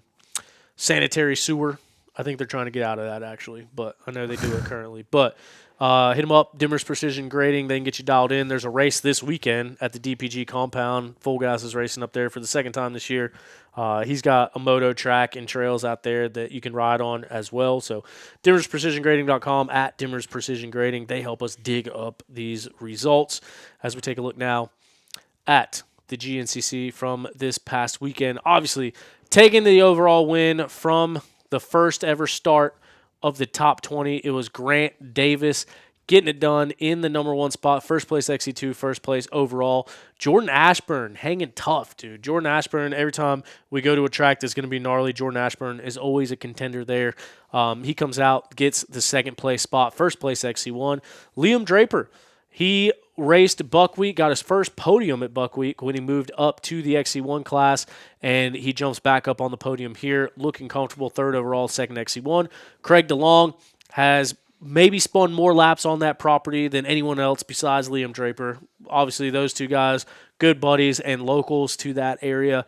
Craig DeLong looking like the champion Craig DeLong that we saw from a few years ago. Third place XC1, fourth place overall. Cody Barnes putting on a great ride of his own. Second place XC2, fifth place overall. Ben Kelly came into the race with the white plate. He was settled for sixth place overall on the day. Josh Strang looking like a young man out there. In his 19th season of doing it at the GNCCs, Josh Strang still proven he belongs up there. I think, what did he get, 15th overall at ISD? 15th, 17th? Somewhere in there. I think he was like second American, top Aussie. Great ride from Josh Strang over there, and he had a day inside the top 10. Yeah. Asked him how he was feeling from the ISDE. Well, he's 37, right? And he said, yeah, still feeling a little flat. So I don't know how much stuff he's been doing since Italy, but he went out there and got seventh place overall and coming down to the finish, Josh Strang might have squeezed in a 6th place overall. I don't know if you saw it, but He was close, like 0.9 seconds. well, Ben kind of got hung up on the hay bale, Oh. and Strang led off and let him go. So they were talking about that at the finish, but could have went around the outside and stole that spot away from Ben, but the old man's got some compassion in him, and I guess it was just a simple little misstep, but you know how Strang is. I guess in the moment felt like he didn't earn the position if Ben bobbled, but thought it was interesting nonetheless. So 7th overall, 5th place XC1 for Josh Strang. And then the battle for the final podium spot in XC2, Gus Reardon would end up taking it. Caleb Russell, 10th overall. Mike Wachowski, the 8th and 8th, the 7th and 7th. The Brody Johnson and Caleb Russell have been battling all year at the Mid-East Hair Scrambles. And they're battling again. I actually got Brody on camera crashing, trying to pass Caleb. I saw that. Yeah. One of the last field sections, and talked to Brody a little bit afterwards. He felt pretty adamant that if he got around Caleb, he could have ran down Gus. Now, So Caleb was holding him up. I didn't say that. That's what Brody said. Brody That's what said. it sounded like to me. Yeah, that was his interpretation after the race. But Caleb, top 10, trying to get comfy on that bike, making progressions, finishing in the top 10 overall. Stu goes from first to double first in 11th overall after spit and sputter, making his way back to the pits, getting a little bit of fuel. So bummer day for him. Brody Johnson in the 12th spot. Grant Baylor, who was also on a tear, coming through right after Stu. Sorry, got the race cat trying to break into the room. And then, yeah. Who was the top finisher that started on the second row? Was it Jack? Who was on the second row? It was Toby Cleveland, Ryder Lafferty, Thad Duvall, Jack. I thought Thad was going to be a contender, to be honest with you, with that minute advantage that everyone talks about. Also, going back on what we talked about. We talked about top 20, putting everybody else on row 2. I didn't realize I was going to leave like 4 people on row 2. Just put everybody on the same damn row. All right, one row next Yeah, but time. then it's one class. But it's 2 class. I mean, you got the top 20 on the front row, and then you got 3 people taking off after them. So as soon as I thought that, I was like, maybe it should have just been top 10 on the front row. Yeah, I had that thought too. Yeah. We'll say it on here, and then it'll Hey, maybe. transfer over. Maybe. It's working well so far. I mean, to that point, though, I do want to know where we go from here. Because it was written that we're trying this out at Buckwheat, and it'll be to be determined for the rest of the season. I was going to ask this earlier when we were talking about, do you think this goes into 2026 as well? I want to know if If it it goes goes into Beckley. Yeah. No one knows. You know what I mean? Call Buddy Tim. We Ask race him up. again in what? 2 weeks. 12 days? Yeah. Who starts where? No one knows. I think, I had the same thought after seeing 20 on the front row and 4 or 5 guys on the second row. Pretty goofy. 5, maybe 6. Yeah. But, like, Ansley didn't race. Johnny didn't race, but he would have been on the front row. Why? Because he's top 20 in points. Is he dude. still? Yeah, he's got 2 scoring races. He's top 20 in Well, points. so here's another thing. I ought to pull it up, but you're top 20 in points. So, like, I think if you're not in the top 20, you still start on the second row. Whether you got 20 people in the front row or not. You know what I'm saying? Well, yeah, that's how it is. Yeah, but there's 20 guys on the front row, right? Because Toth wasn't there and Johnny wasn't Toth there. Oh, so they didn't fill more spots. So No, like, no. and then it's like they didn't the take. 2 A riders. They didn't put it. Okay, good. So it's probably, 15? Yeah. Roughly. It did look cool to have a big front row, though. Yeah. Yeah. But then it looks so silly having, like, It just did. a couple It did. people take Yeah, off it right did. behind him. Real quick, checking in with the comments here. Caden Childers gave us $5, dude. Shout out. Hope you heal up, dude. Broke his wrist at the last one. Can't keep his shoulders together. But thanks for the $5, dude. Appreciate you. Ghost Gray Turbo, $10, dude. Heck yeah. Appreciate you. Not sure who that is, but thank you. Appreciate it. Underfoot coming in, swooping in with the $10 after joining us back for a little bit. Underfoot, W prediction, scripted. You know what I mean? Can't confirm, can't deny. Grant let the boys have a head start, still got them. He is an animal. Tyler Brown, I absolutely agree. Can't believe Grant Davis did what Grant did. Grant hit him before diving into the woods. Hit Brody, I'm assuming. Awesome racing, though. No. Ashburn. Grant Baylor hit Ashburn diving into the woods. Oh. That's what that comment was about. Oh. Underfoot Van Adams was on it. Yes, sir, he was. We were about to get into it. Adrian Valdez, why didn't Jesse race? I saw him in the woods. We were trying to figure out the track together. And I think he said he got sick. I think he said he was sick was the reason he didn't race. We were kind of flustered in the moment at the time. I think he said he was sick. But checking in with our results here before we move too far past this, because we get on tangent sometime. Taking the Top Am honors, Joseph Cunningham. He should be able to wrap it up, the Top Am for the season at the next race. Remember, that is 11 out of 13 races count towards it. I believe he's already wrapped up the 250A title. And so, with another win at the Beckley race, the Mountaineer, he should be able to wrap up that Top Am title on the year. And then move his ass on up to XC2. Finally. Swole Cole Whitmer takes the Open A win, second place, Top Am. And then star of the weekend out of Morgantown, Indiana, Van Adams, dude. Open A, second place, third place overall podium for Van Adams. So, heck of a ride by him. I believe that was pretty tight racing, too. I think Cole's only about 20 seconds off JoJo, so that was pretty cool. Yeah. Yeah. I sat there, I talked with them a little bit both after the race, and it seemed like a battle going on between them. XC3, the man that came back down to the XC3 class and is going after it so hard they had to delete the whole class because of his efforts. Jonathan Johnson takes the win in the XC2 class by 3 minutes exactly over one of the twins, James Jenkins, and Jason Crawford rounding out your top three. James Jenkins is on it, dude. Be interesting to see what he does as they move past the XC3 class for the year. Should be a shoe-in for the XC3 championship this year. Yeah. Because they get a drop, don't they? 2. Because it is a Pro-Am class. I think we already talked about it, but there's no way that John can win it, right? No, he'll have 2 goose eggs. Because he raced 4 XC2 races. Yep. And then if we could navigate back to the morning race. Uh-oh. I got it. Hopefully we're still streaming because I just exited off the page thinking I was on that computer. It's still up. Hopefully we did not drop anything. I don't think we did. We'll go to our WXC results on the weekend. Little controversy. Little controversy, I think, out here. Corey Steed takes the win. After being 36 seconds down, about a mile from the finish on the last lap, Brandy Richards riding a really good race. She was out in front. She gets second place on the day. Danielle McDonald was up in the mix and battling for the lead. Had a big crash on the last lap. She settles for third place overall. Our points leader and reigning 3-time champion, Rachel Archer, ends up fourth place in the WXC class. That was an 11-point swing for Corey Steed. Actually, more than that when you factor in drops. So Corey adds a win. And Rachel, this is going to be one of her dropped rounds. I think fourth place is her worst finish of the year, if not tied with her worst finish of the year.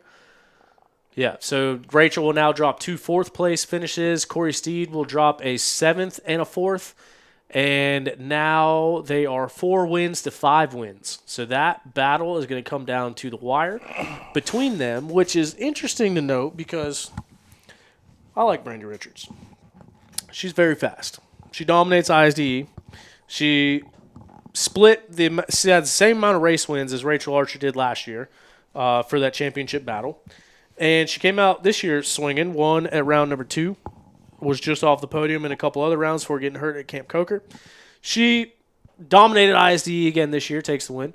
Comes back out to go GNCC racing. Had a pretty commanding lead. I didn't think about this beforehand, but saw him at the finish line. I go to the finish line. I hear Corey Steed takes the win. I said, I just saw Brandy like right over there, like a mile ago. And she was out in the lead 36 seconds. That's what they told her, 36 seconds. And I was like, damn, Corey's riding her tail off. And then another team, not going to mention any names, goes that seem weird to you? I said, what are you talking about? Corey was ripping. Because I went up to Corey. I was like, dude, where did you come from? Like, you were on it. She's like, I thought I was in 4th place this whole time. So I was just riding my ass off, like, trying to get on the podium. I didn't know that I won. They had to tell her she won. She didn't know she won. But anyway, back to the team person. I said, what are you talking about? They're like, doesn't seem a little fishy to you? I said, no. What do you mean? It's like, they're teammates on the same team, and all of a sudden, Brandy loses a minute in the last mile of the track and pits right before that, like she needed to pit. And I was like, I didn't think about that. But anyway, a lot of speculation going on. Not saying I'm speculating, but a lot of speculation was going on. I wonder if this was a situation where maybe one team, one dream. You know what I mean? Because Brandy doesn't benefit from the points. She's out of the points. She missed all the races with a broken femur. Corey is in the midst of a championship battle. Rachel off the podium. Now Corey gets that big spread, what takes a win, which I'm not saying Corey didn't earn it. Corey earned it. Corey was riding her ass off. She has been riding her ass off all year. She has been riding her ass off the last several years. But it just seemed odd. What do you guys think? Outsiders looking in. Been done before. Another race back in the day was alluded to. Been done before. Maybe with the same people involved. I don't know. You had mentioned a clip that you've seen before. I don't know if I was standing there for the pit stop. Tom, can you pull that up? the pit stop that wasn't at the pits. Yeah, but the girls don't have to. Okay. The girls don't have to pit in their designated pit area. This is Can I make it full screen? hit the green plus sign not at the that. top of it down there. There we go. Ready? Yeah.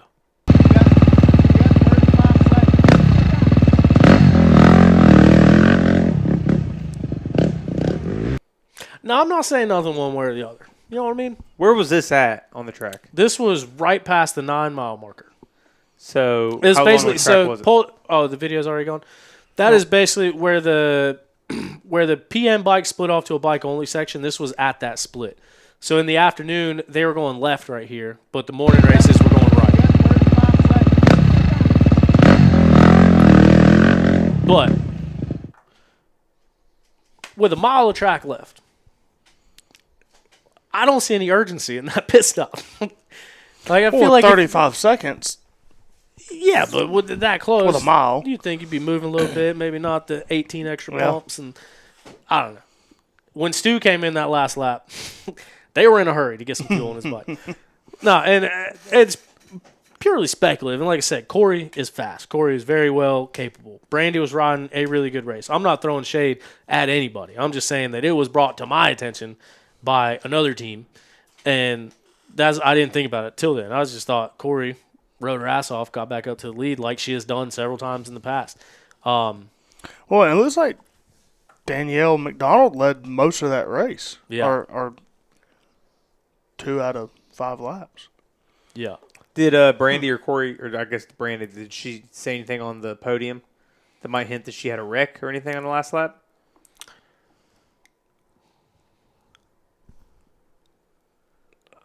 I didn't listen to the podiums. Yeah, I didn't listen to the podiums, but I also didn't see any dirt on handlebars or shoulders, so I don't know. Because that was also brought up. But I was getting ready for the pro race at that time because they blew the horn pretty shortly after that. But once again, these girls, we talk about me talking up way too many riders on the show. One thing that I've always done from this show's inception is give equal credit to the WXC girls and talk about how crazy fast they've all gotten, the progression of WXC racing.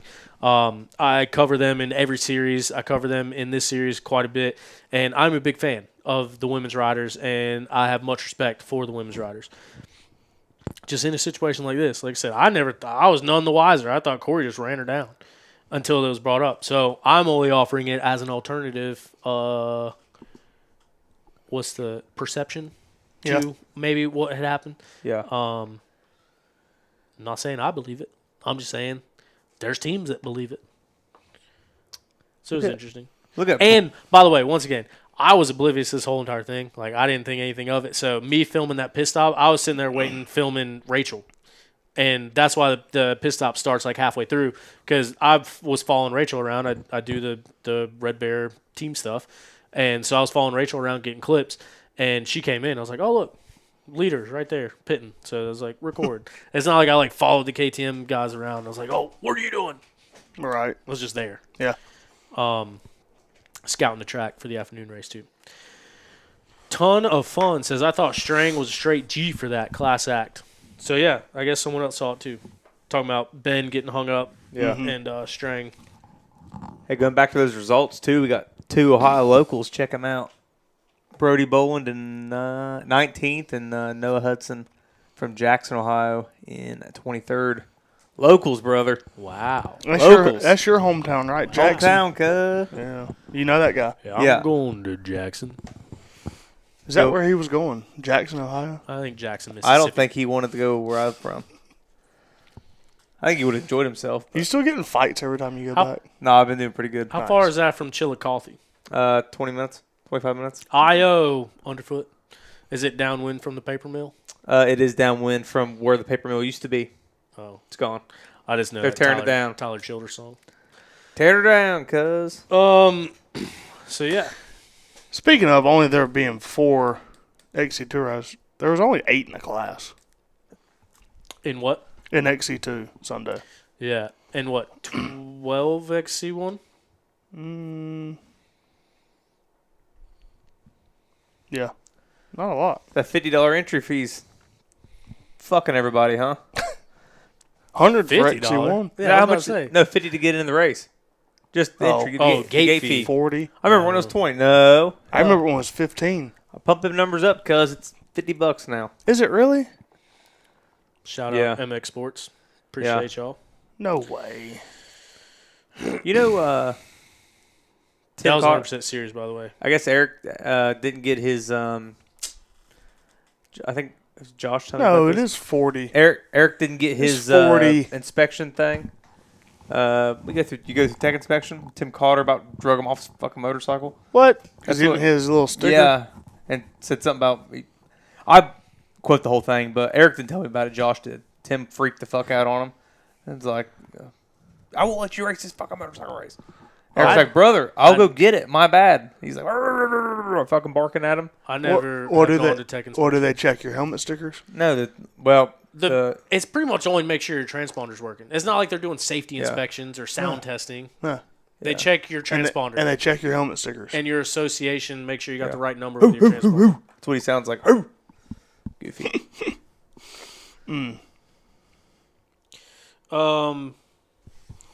I think I'm going over our notes right now. I think we got most of everything covered. I will say from a filming standpoint, big fan of starting everybody on one row, the top 20 on one row, because I usually try to stay there for like 3rd place XC2, 5th place XC2 the beginning of the race, because you never know who's going to grab that final podium spot, so I want to have everyone.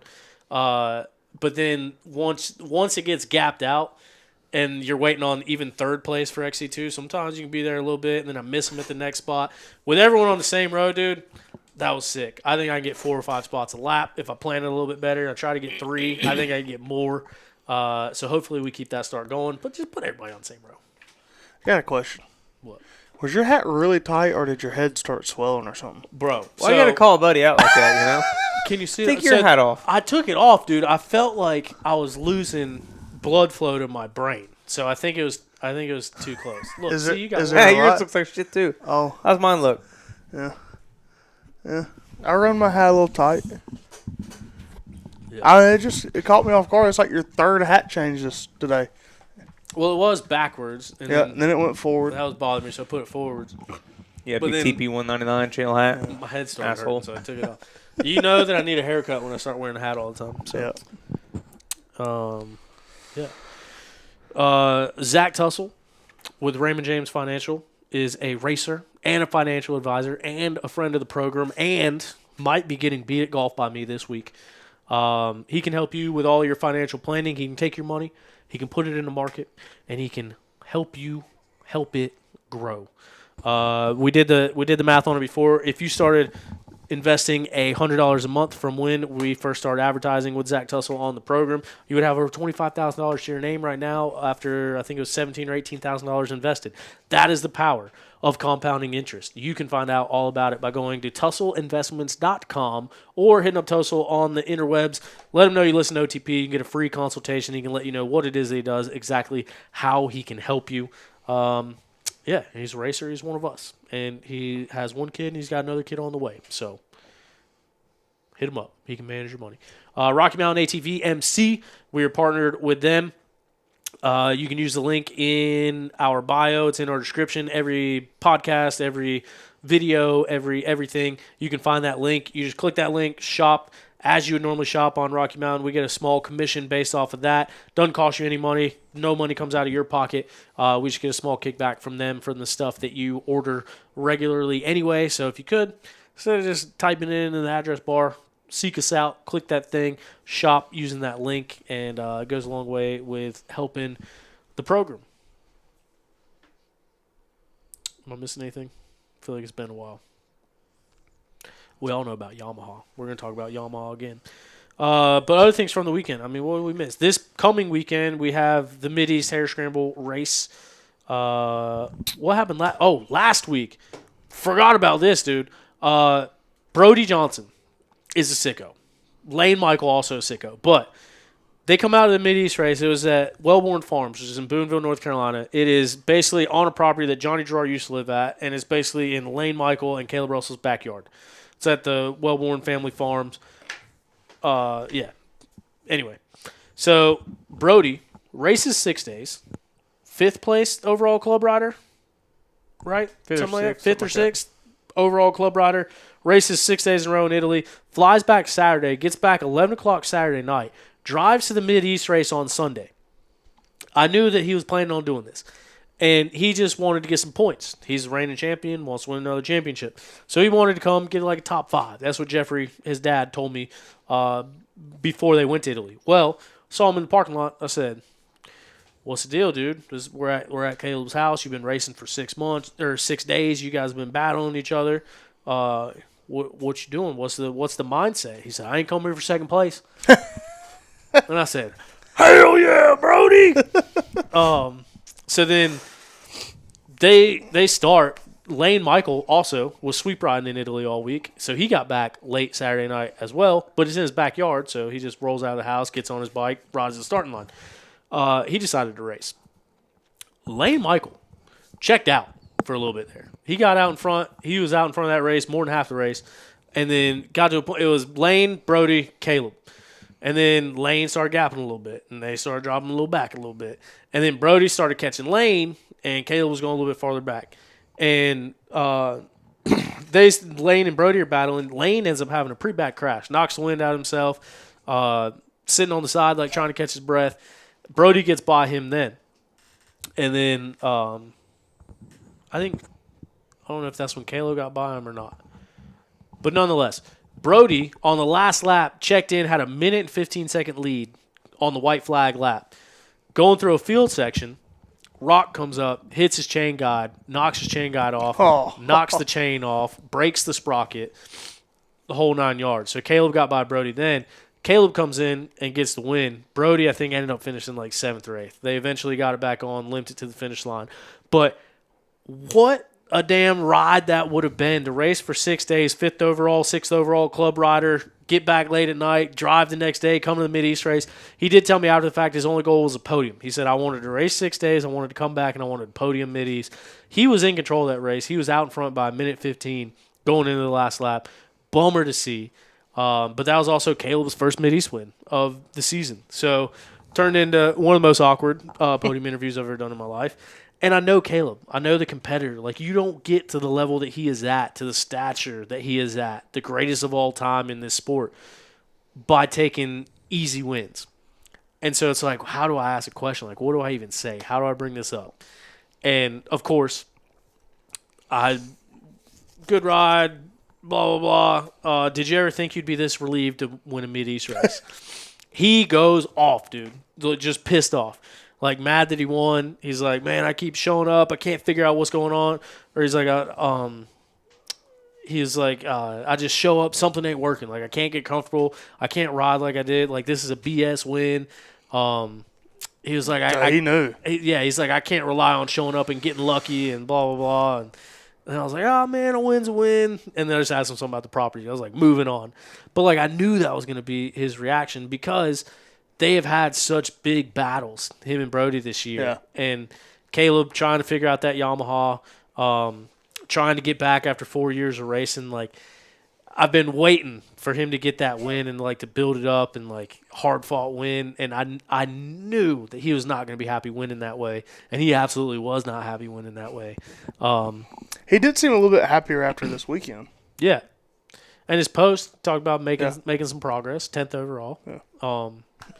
And, like, dude, like I said, I've always been a big Caleb fan. I want to see him get back to the top. I want to see him win races. I want to see him up there competing. You thought he was going to win the championship this year. Yeah. Did we have money bet on that? We had dollar bets. Oh, didn't we? I'm sure it's in my notes somewhere. Yeah, we need to look at that. It's not over yet. But I was on the Caleb train. You was, what'd you call it earlier, a dick rider, or what'd you say? Yeah. dick riding. Been accused of it in the Oh, past.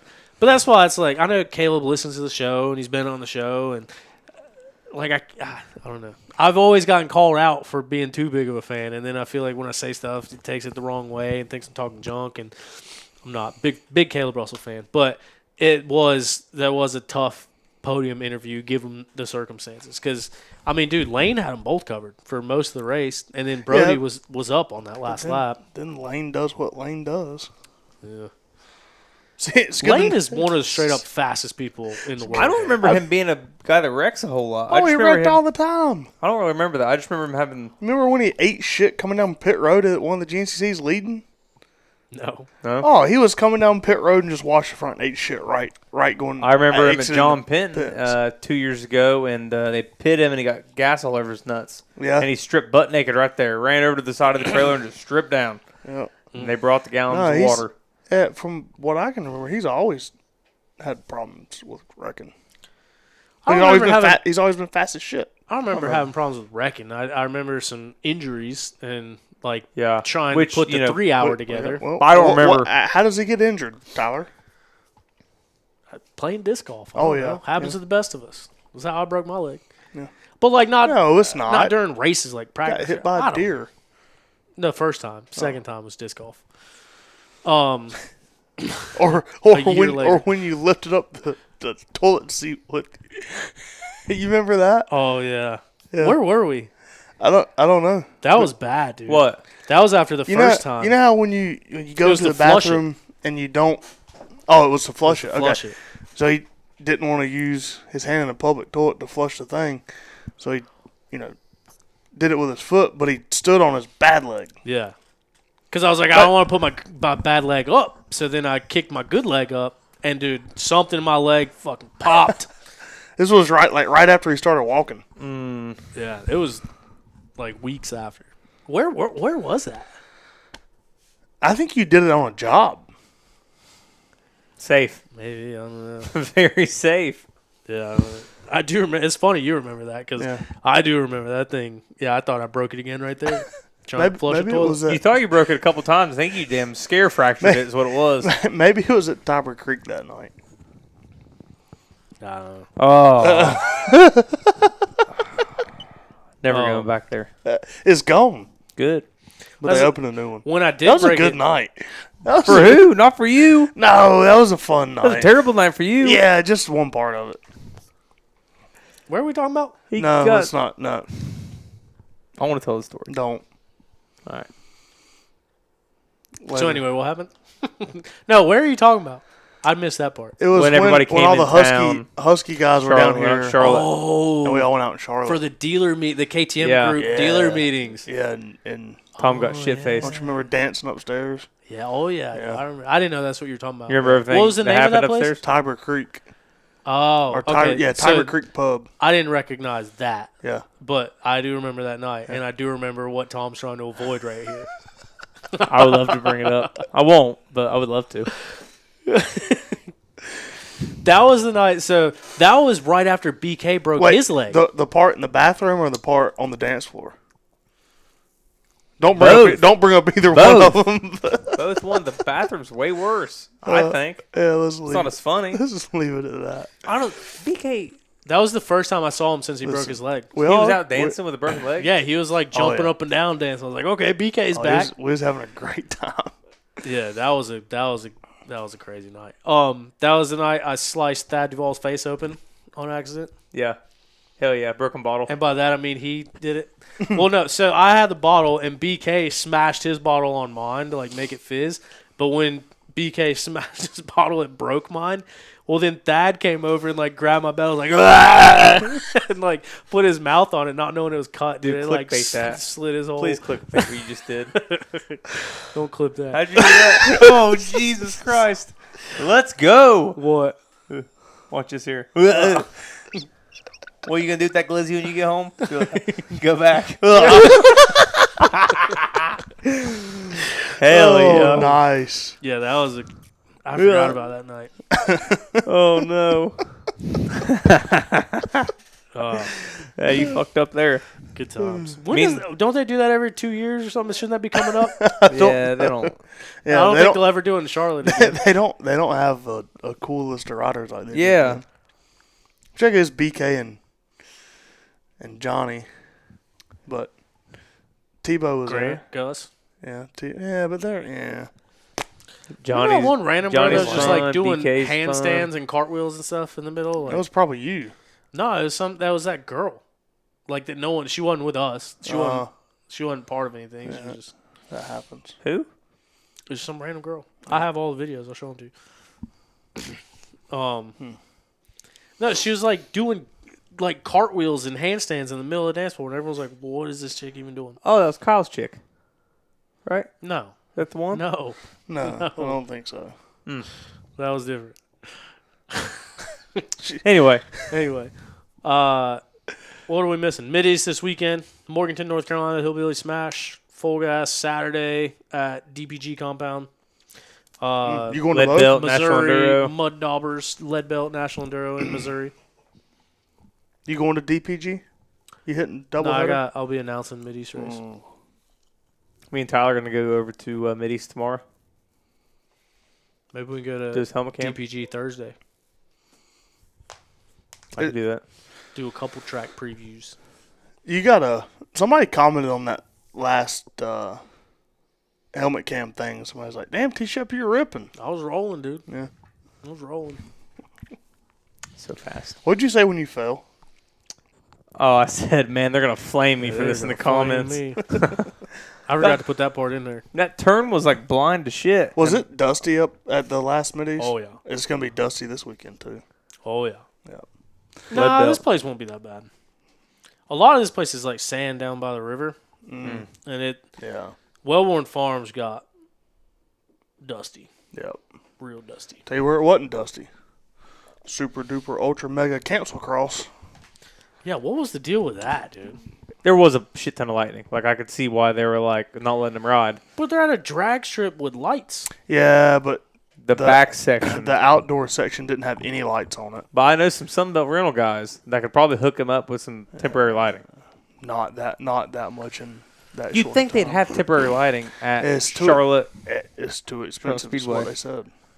But do you remember like when Not at MX Speedway because they have their own lights.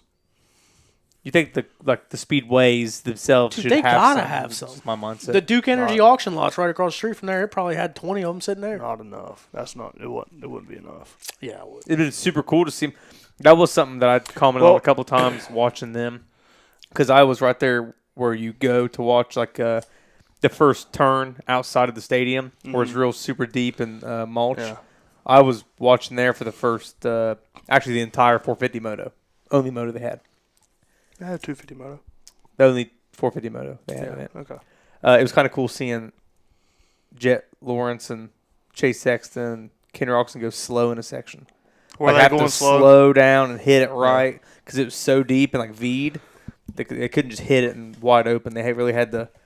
There's a triple there. It was really like a double single, and they would jump slap face into the triple and then like stand up and then sit down to jump out of the mulch. It was just kind of weird seeing those guys go in a technical section. You never see them do anything but wide open. A bunch of stuff that I've heard said that section was gnarlier than any of the outdoors this year. It was sick. Yeah, watching them. And Benny Bloss is tall as shit.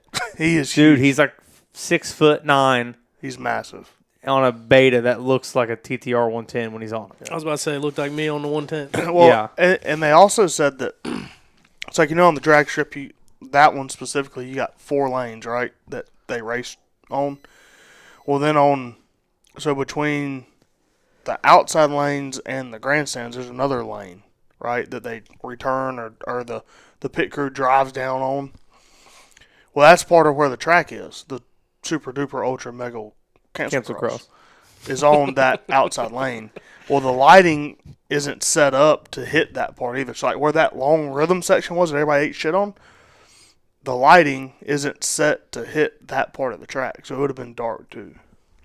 But they said it was because of they had lightning and they ran out of lighting. But I'm like, why don't you fucking race it on Sunday? I'll tell you one crazy thing, though.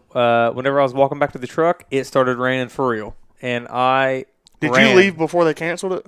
Yeah. Yeah. Dude, well, you got soaked. I did. So I was just about butt-ass naked in my skivvies getting in my F-150, cruising home. And it was wet. It was damp. Yeah. What you got over there? Didn't look like an ideal situation. Yeah, it was shitty.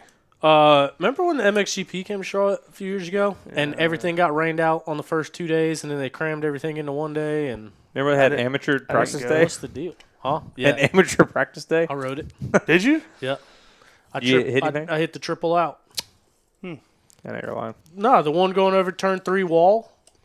Mm-hmm. It was like a double onto it or a triple out. I rode on 450. A YZ 450. Blue Crew. I rode on the dirt track Friday night. Did a lap around on the e-bike. Got kicked out. Oh, really? Oh, your security showed up. They wasn't happy. No? No. Me and Curtis raced around it. Hey, didn't you actually played chicken before? Not like did you trade the 125 for it like 3 years ago? Yeah. Oh, did you ever even ride that bike? It was way longer than that. No. No, I had a couple. He had another one. So, yeah, I raced. I had a 2013 YZ450. Yeah, I knew that. That was the one I found on Marketplace the other day and sent you. Yeah. Yeah, he told me I could have that front number plate. Yeah. Was that the one with the paint drop graphics? No. It was the one. It was the one that everyone hated because the James Sam Manuel Stewart. bike. James Stewart hated it. Terrible. It was the first one that they turned the motor around, but instead of the header wrapping around the cylinder, it went behind the shock and then did a big cyclone corkscrew under the subframe and then came out. Yeah. And then the to get to the air filter, you had to lift the tank off like a sport bike and then get to the air filter. I liked it. But then, I don't remember when I had that other one. I think it was a 2020 YZ450F that I had briefly put brand new plastics and graphics on and then sold it like a week later. Nice. That was when the National Enduro stuff happened. Yeah. When the National Enduro deal fell through, and I hated I sold everything I had. I sold all my bikes. That 450, like I said, I never even rode it, but I was like, dude, I'm done with the dirt bike. You got it off Brandon, right? You traded your 125? Yeah. Yeah. So it was the very first 125X, the YZ 125X that came into the country. Yeah. That Villapoto rode and all the marketing stuff for it. I had that bike. That's when I raced at GNCC. I traded that to Peterson for his 450, and then the 125 got stolen. So it's doing wheelies in Baltimore right now, or Miami. Dude, I seen some honkies down in Charlotte yesterday, 12 o'clock, and on brand new Cowie SRs. Really? And I had Bailey with me, and I was like, well, they're good. Those are stolen. They're good at those, doing them wheelies. A lot better than me. Yeah. Checking in real quick with Instagram. We covered pretty much everything that's on here. The only things that I see that we didn't cover, Sam Beck 291 says, why can't the drone fly closer to the action? That's a good question. I don't know, because they fly way. I bet Ian House could have done it if he had his there. Yeah, well, Ian House was the original Racer TV drone pilot. Yeah. When they first started doing drone coverage, it was Ian. But if he had his FPV drone, he could be on the damn back fender with them all. But yeah, I've always wondered that because, I mean, you can stay 20 feet above the tree canopy and never worry about crashing into a tree. So I don't understand why they fly so high. When he was doing it, it seemed like he would chase, at least in the fields and stuff. Yeah. He would get close and chase. Yeah. Well, now it's just like way up high, Yeah. just looking Imagine down. how shit that would be if he hit somebody. Like, They're doing it in That would hurt. Supercross. I mean, they're seems like, or in motocross, it seems like they're close and chasing the guys. yeah. See, that's one of those things. It's like Because that was a big deal when they gave him the boot. Yeah. Yeah, and they did it because allegedly, disclaimer, someone said that he could take his footage, like the footage that he got, he was taking that footage for himself. And I'm pretty sure that's the reason why he got let go, is because he was taking the footage. And they were saying he didn't have the right to the footage. But he was saying someone told him he could take the footage. Let Ian fly. I think that's what happened. let him Ian fly. He's a buddy. Ian is the most talented videographer in the sport. I do believe. Shout out. Very good drone pilot too. Free spirit. But yeah, I've always wanted to be the Racer TV drone pilot. I just got too much other stuff going on. But I'm pretty good with a drone. And I wonder why they don't get closer to the action. Even with the Mavic. Like, it's not an FPV drone, obviously, but you can still get way closer. We had a professional drone pilot show up here 2 weeks ago. Remember that guy? The guy was driving by and said, I seen dirt bikes. Yeah. I got a drone. I have a freestyle drone. I want to come film you guys. Kind of weird. I wasn't here for that. No. He seemed like a It nice was guy. coming back from the Mid-East race. Mm. Seemed like a nice guy. Two Wednesdays ago. Yeah. Whenever Tyler was letting it eat on the big YZ. I never followed up with him. And then the other very requested thing in here is silly season from Mason Robinson 43. He was the last one that said it. When do we want to get in silly season? I don't know, but I'd like to see Grant Baylor get a ride. I was talking to him a little bit about that at the LBJ Enduro last week, and he doesn't have anything lined up that I know of. Is he pissed? He was just kind of keep his eyes open, seeing what he's gonna get. But I think he Big bro gave him the boot. He deserves something good. So I feel like this is the latest that we've waited to talk about the silly season. Yeah, I know some of the stuff, allegedly. Allegedly. Just every year just gets I tougher feel like and tougher. you should just start saying allegedly. I know some of the stuff, so it's like double negative. Yeah, for legal purposes, this is all alleged and not based on any factual knowledge. But we feel pretty confident. I don't think publicly. There is some changes. Publicly, I don't think I've ever been wrong. Like, I don't think there's one thing that I've said on here that someone can go drop say a couple, bud. you ain't are got nothing to do. unequivocally wrong about this. It's Tuesday. It's Taco Tuesday. Go let the people know. God, some tacos would be good. Did you eat tacos tonight? No, but what time is it? I could text her right now and we could have some. 9:30. We're still Dude, in for for tacos. Dude. Nah, you have to. I don't got to pay. You know? Like, bring them here. Like, be ready to pick up. well, when we she's get working, so she can't really bring them here. I would love like a couple tacos. Let's talk more about who needs a ride, rather Grant. than spoiling some of the stuff. Who needs a ride? How about doing? GB, Thad. I think Thad's staying where he's at. And I've heard that they're switching brands. And I've heard that somebody's going to that brand. And I've heard that that person should be moving the up, and they're not. That's all I'll say. No. Yeah. That's what I heard. But yeah, I think they're staying there. Grant Baylor. Really? I don't think anyone knows for sure what Toth is doing. Yeah. Wow. No way. That's what I said. But that's what was said to me.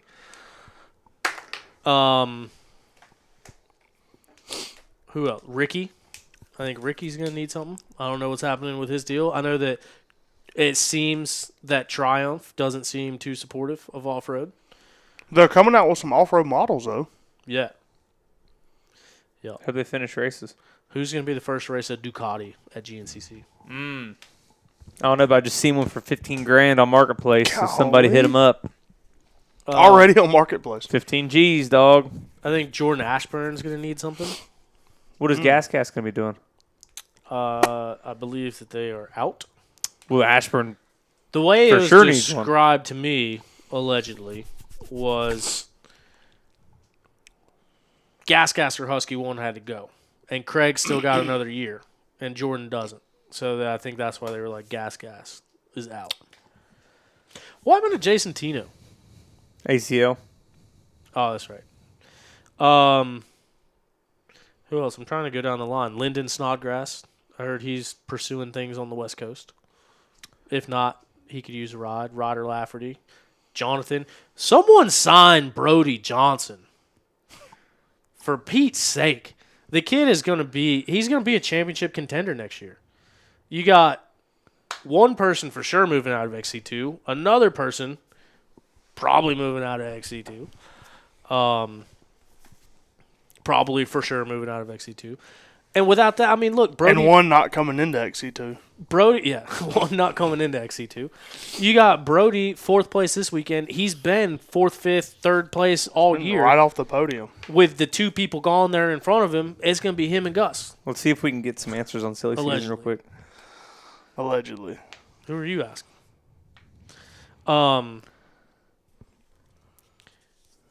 Silly season. Cody Barnes needs to go back to beta and show off that new beta 350 2-stroke since he haul ass on 2-strokes. Hey, hell yeah. Might be onto something. I don't know. 352. I don't think anybody's going to ride a 352 stroke. No. But yeah, so Brody, he's going to be a podium guy week in and week out next year. He's going to be a 2-time Mid-East overall champion. That matters. And second finishing American club team. And the dude, he's back. Brody's back. Brody went through a lull after winning Top Am in 2019, and now he's back, and he needs a ride. Yeah, he's ripping. He's had a good year. It's good to see. Jonathan Johnson, I'm not going to say that he's rode his way into deserving a ride, but I think if he got a ride, it would give him a reason to work towards something. Yeah. I think he'll be the first one to tell you that the training program ain't what it needs to be. He did tell us that. The speed is there. Yeah. JoJo Cunningham to XC2 next year. One more A race. Says who? JoJo Cunningham. What's your source? And he's on a Yamaha. Can we trust that source? I think. On a Yamaha? He must be one smart fella joining the blue crew. That's what I'd be on. On a Yamaha. That's what I would be on. Or possibly a black one. But eight days out Yamaha. a week, you can catch me on a Yamaha.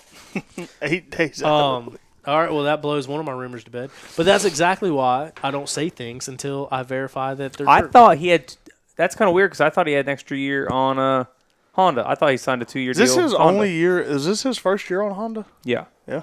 Like Yamaha, like Ampro Yamaha? No. Oh. Same deal I think you were just talking about. Oh. I think they're switching colors and Ah. See, that's kind of weird because I swore that he had a 2-year deal You gotta with say allegedly, even though you've already revealed your sources. That's one thing you don't do. Yeah, I'll do what I want. I'm grown. I pay taxes. That's kind of weird because I swore he had a 2-year deal. Oh. Just ask him about that.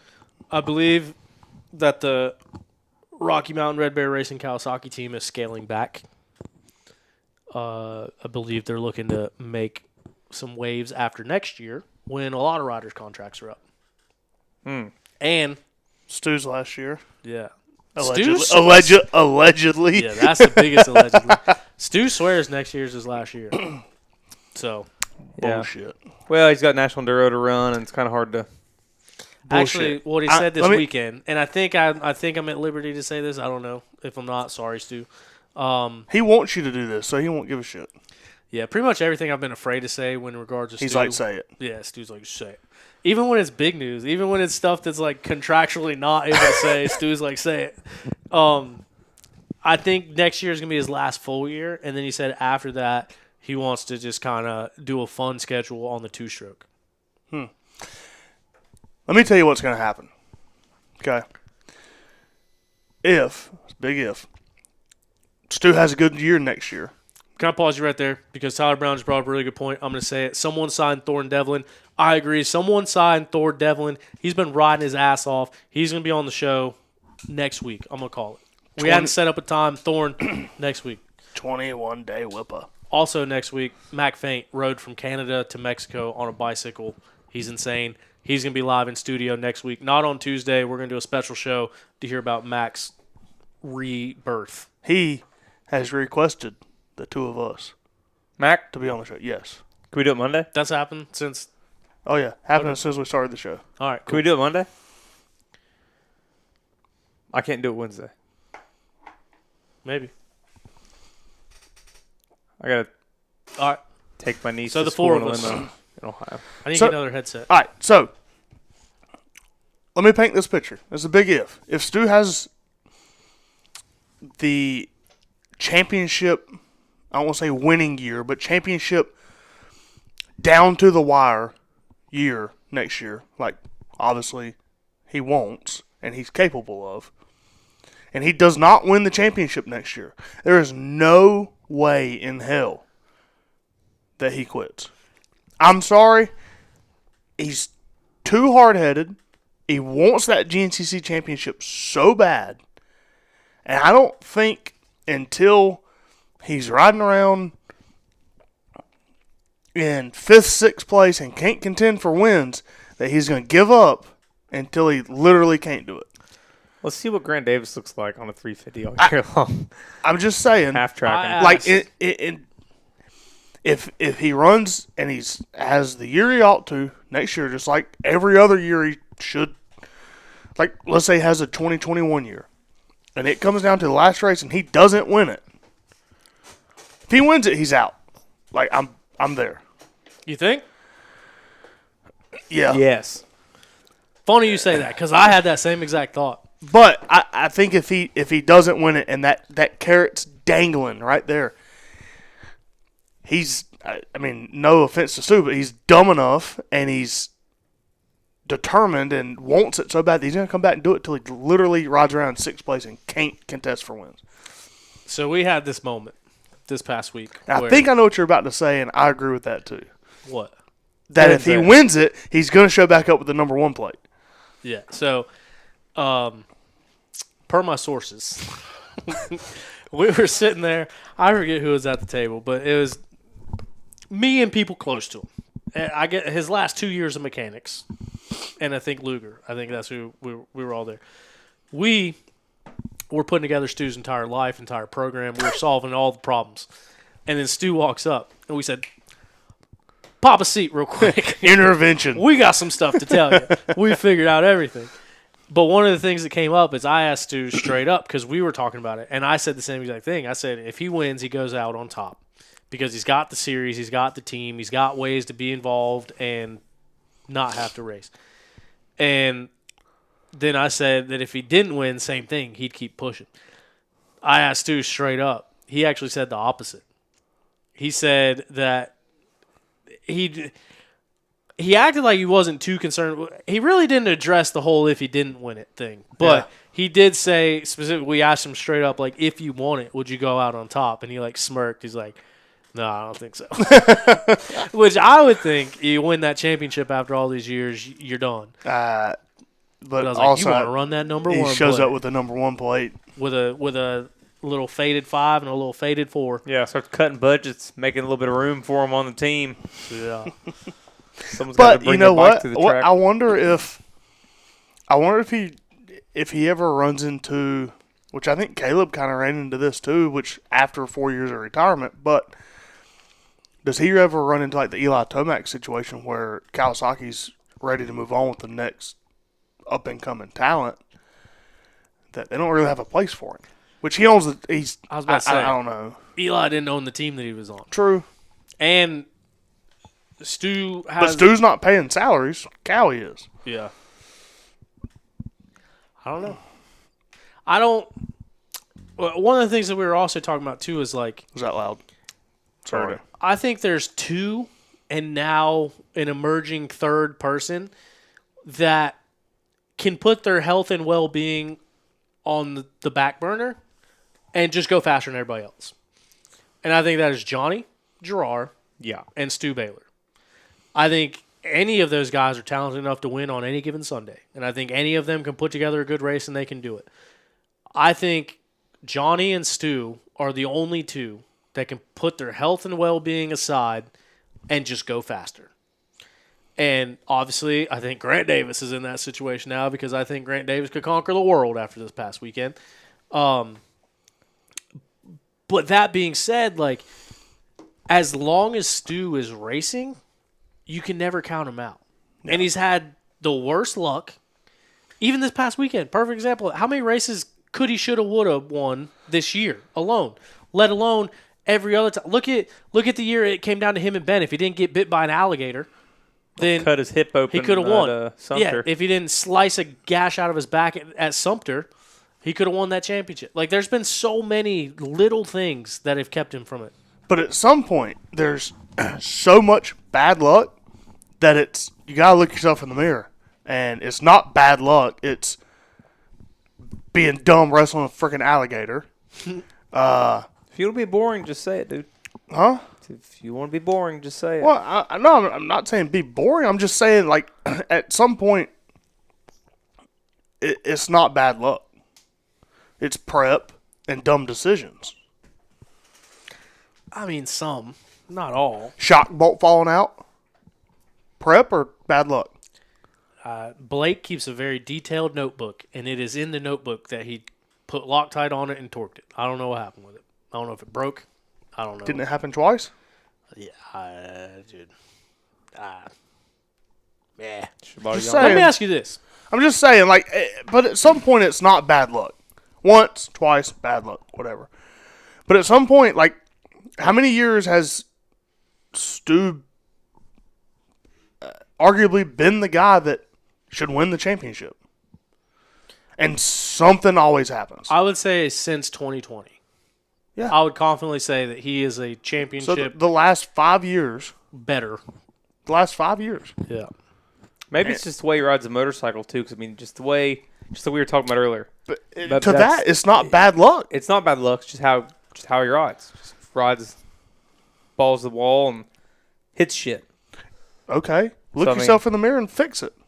I'm not saying that. I'm just, I'm saying at some point it's not bad luck. Am I wrong? I mean, y'all are both looking at me. I look like an idiot. Well, he's had a good bit of bad luck. Okay. I don't necessarily think everything's bad luck. It's just how it went down. And I'm not saying everything is. I don't know what was behind the scenes. Who was not prepping bad what. luck.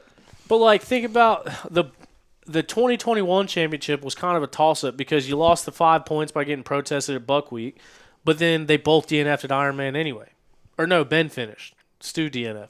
So it's like that kind of came out. Yeah, but why did he DNF? Because it rained 4 inches. And he ran into a water hole right after the start and drowned his bike out. Yeah. Is that bad luck? I'm going to call that kind of bad luck because I know exactly where he ran into and it didn't look like a hole. Ben did too, and didn't someone give him their air filter? Yeah, they sat his bike up in the air and Toth put his air filter in his bike. And yeah. But I'm just saying, how many other people were in that race and made it a mile, further than a mile into the track? I get what you're saying. He ended up finishing, didn't he? He made it past that. No. But he swapped a filter, and then he came in and swapped a clutch, and then his bike shit the bed. I get what you're saying, and there's a happy medium between everything being his fault and nothing being his fault. And I'm not saying everything's his fault. I'm saying there probably is some bad luck into that. But you can't blame everything on bad luck. Like, the last 5 years, he hasn't lost the championship due to bad luck every year. I don't necessarily think he's saying it's all bad luck either. Like, he's not. I don't think he's going on a whim to say, this isn't my fault, this is happening. Who, Stu or T-Shep? Stu. Okay. This year, how many races has he DNF'd this year? With electrical wires burning up, with coils burning up. Like, there's been so many, like, freak things. I don't think he ever DNF'd on the Yamaha, I'm just saying. But yeah, he did. Except for the one Ironman. the one that really counted. Yamaha's that was all set up by the track cutting scandal at Buckwheat. Yeah. Let me ask you this. If Stu doesn't get it done next year, which, god dang, Grant Davis is going to be hard to beat, who goes down as the best GNCC racer to never win a title between Stu and Thad? So Thad was super, super good in, like, he won on a CRF 250 in 2012. Yeah. And Unadilla, that was so at Dilla. Yep. I was there. such a cool day. Shenandoah Honda. Shout out John Ross. And then he was swapping with Caleb in, 2017, 18, even 16 whenever they first went to the Huskies. Yeah, I'd say pretty. I'd say Thad's the first half of Thad's Rockstar Husky. I wouldn't say the FAR Husky year, but after that was when Thad was. Because you gotta look Caleb. He's pretty damn good. Yeah, 2015 to 2019, like Caleb and Thad were on a completely different level than everyone else. Yeah, and but Caleb was just a notch higher. was real good there for a little bit too on a Honda 450. Yeah, the first couple years he was swapping back and forth with Caleb, and he never won one, but he was. Yeah, I think he only had like one podium. No. He had a bunch of podiums. He was back and forth with Thad and Caleb. Never won one, but he was always. I remember him running with them at Steel Creek. But outside of that, the New York year, I remember the bike being blamed because it was a brand new bike because he was the first person to race that 450 RX. No, I remember it being him riding very good on a Honda, but not like podium week in, week out. Tom's about to pull it up. I believe that he was. I might be wrong. I'm pretty sure. But as far as to your point of the question, Thad for quite a few years there was up front, probably more than Stu has been the last couple of years, I guess. Because Stu has, I don't remember him having a whole lot of bad luck. I just remember him getting outran a lot. Stu's been like top 2 in points every year. Yeah, but he hasn't been consistently 1 and 2 as much as Thad was. Stu is the early. 2023 XC1 champion. I understand what you're saying, but I'm saying consistently, like first and second, Thad, whenever it was him and Caleb going back and forth, the years you're talking about, I think Thad was more consistent than. I mean, Thad or Stu will win 1, 2, and 3, and then he'll have 2 DNFs, and to the point where we're all just talking about. I'd say Thad was probably pretty close to the top without having a championship. But then, like, so I didn't follow the sport back then, but like guys like Jason Raines and like people like that, like how do they compare to be in the conversation of? He was going to win one in 2000. Was it 2001? He broke his femur. So I don't remember how often. I mean, I think he had quite a few years. He had some bad luck, or just didn't do great.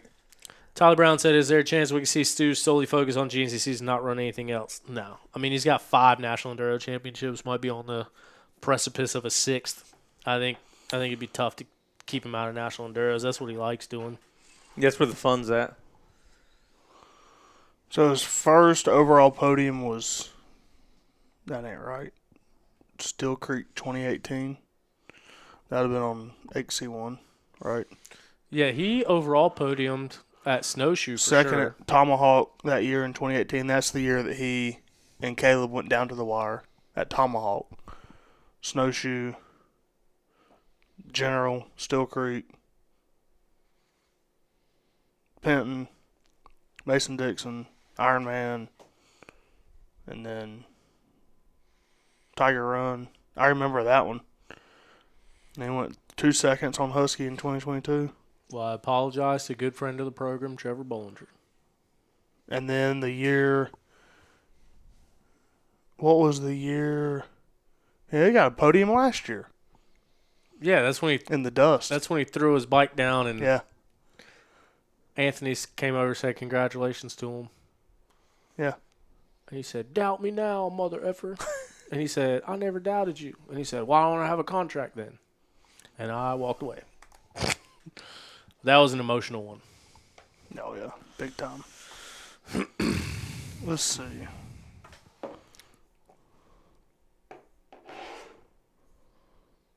It only goes back to 2017. So yeah, look, 2017 Thad. Second. Third, 1-1. First.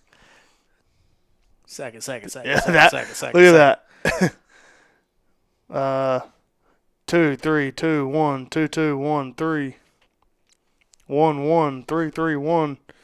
God, you forget how good Thad was through those years. He was dialed. But like, dude, him and Caleb would be 1 and 7 2. seconds apart, and third place would be 4.5 minutes back. Snowshoe has not been good to Thad. 23. Where is this one? 22nd. 22, and then I think this one up here, 21. He won the X Factor the second time. Muddy as fuck. That's the one, right? X Factor was nasty. Yeah, both times. Remember the Gusher? That was a 1-year thing. Muddy as crap. That's 2014 though. Yeah. All right. Is there anything we missed? This is a long show. I think we covered everything. Shout out Yamaha, the Blue Crew. Is that something that pertains to this? Nope, tacos. Oh.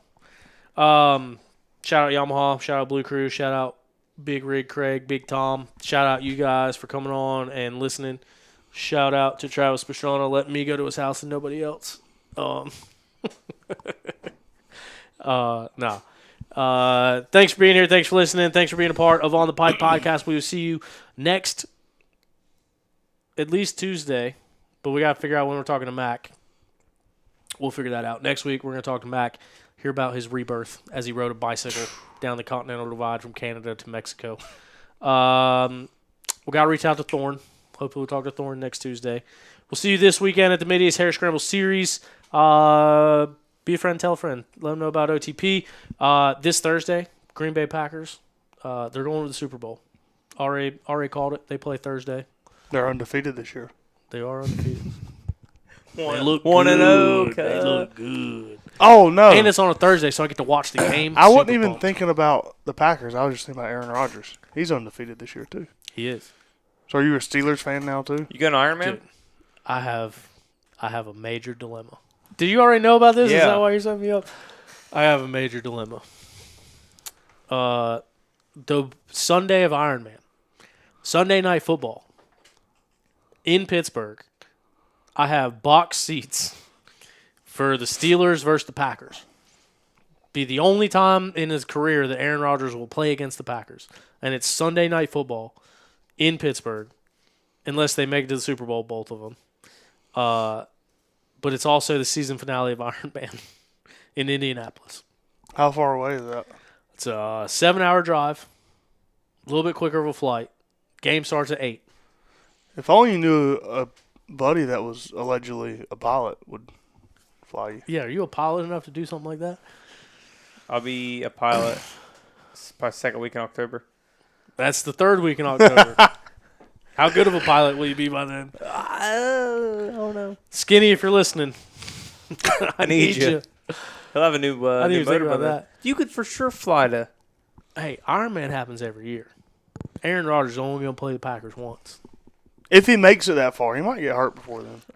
What You a take thing to that say. back. He looked like a young man. He threw for 300 yards and 4 touchdowns. Did he get sacked? Probably. You ever been sacked? You know who got a sack? Micah Parsons, who's making $48 million a year. Yeah. Thursday, Packers versus Commanders. Packers versus Redskins. Let's call it what it is. All right. You damn liberal. Go Pack Go. Talk to you guys later. Thanks for being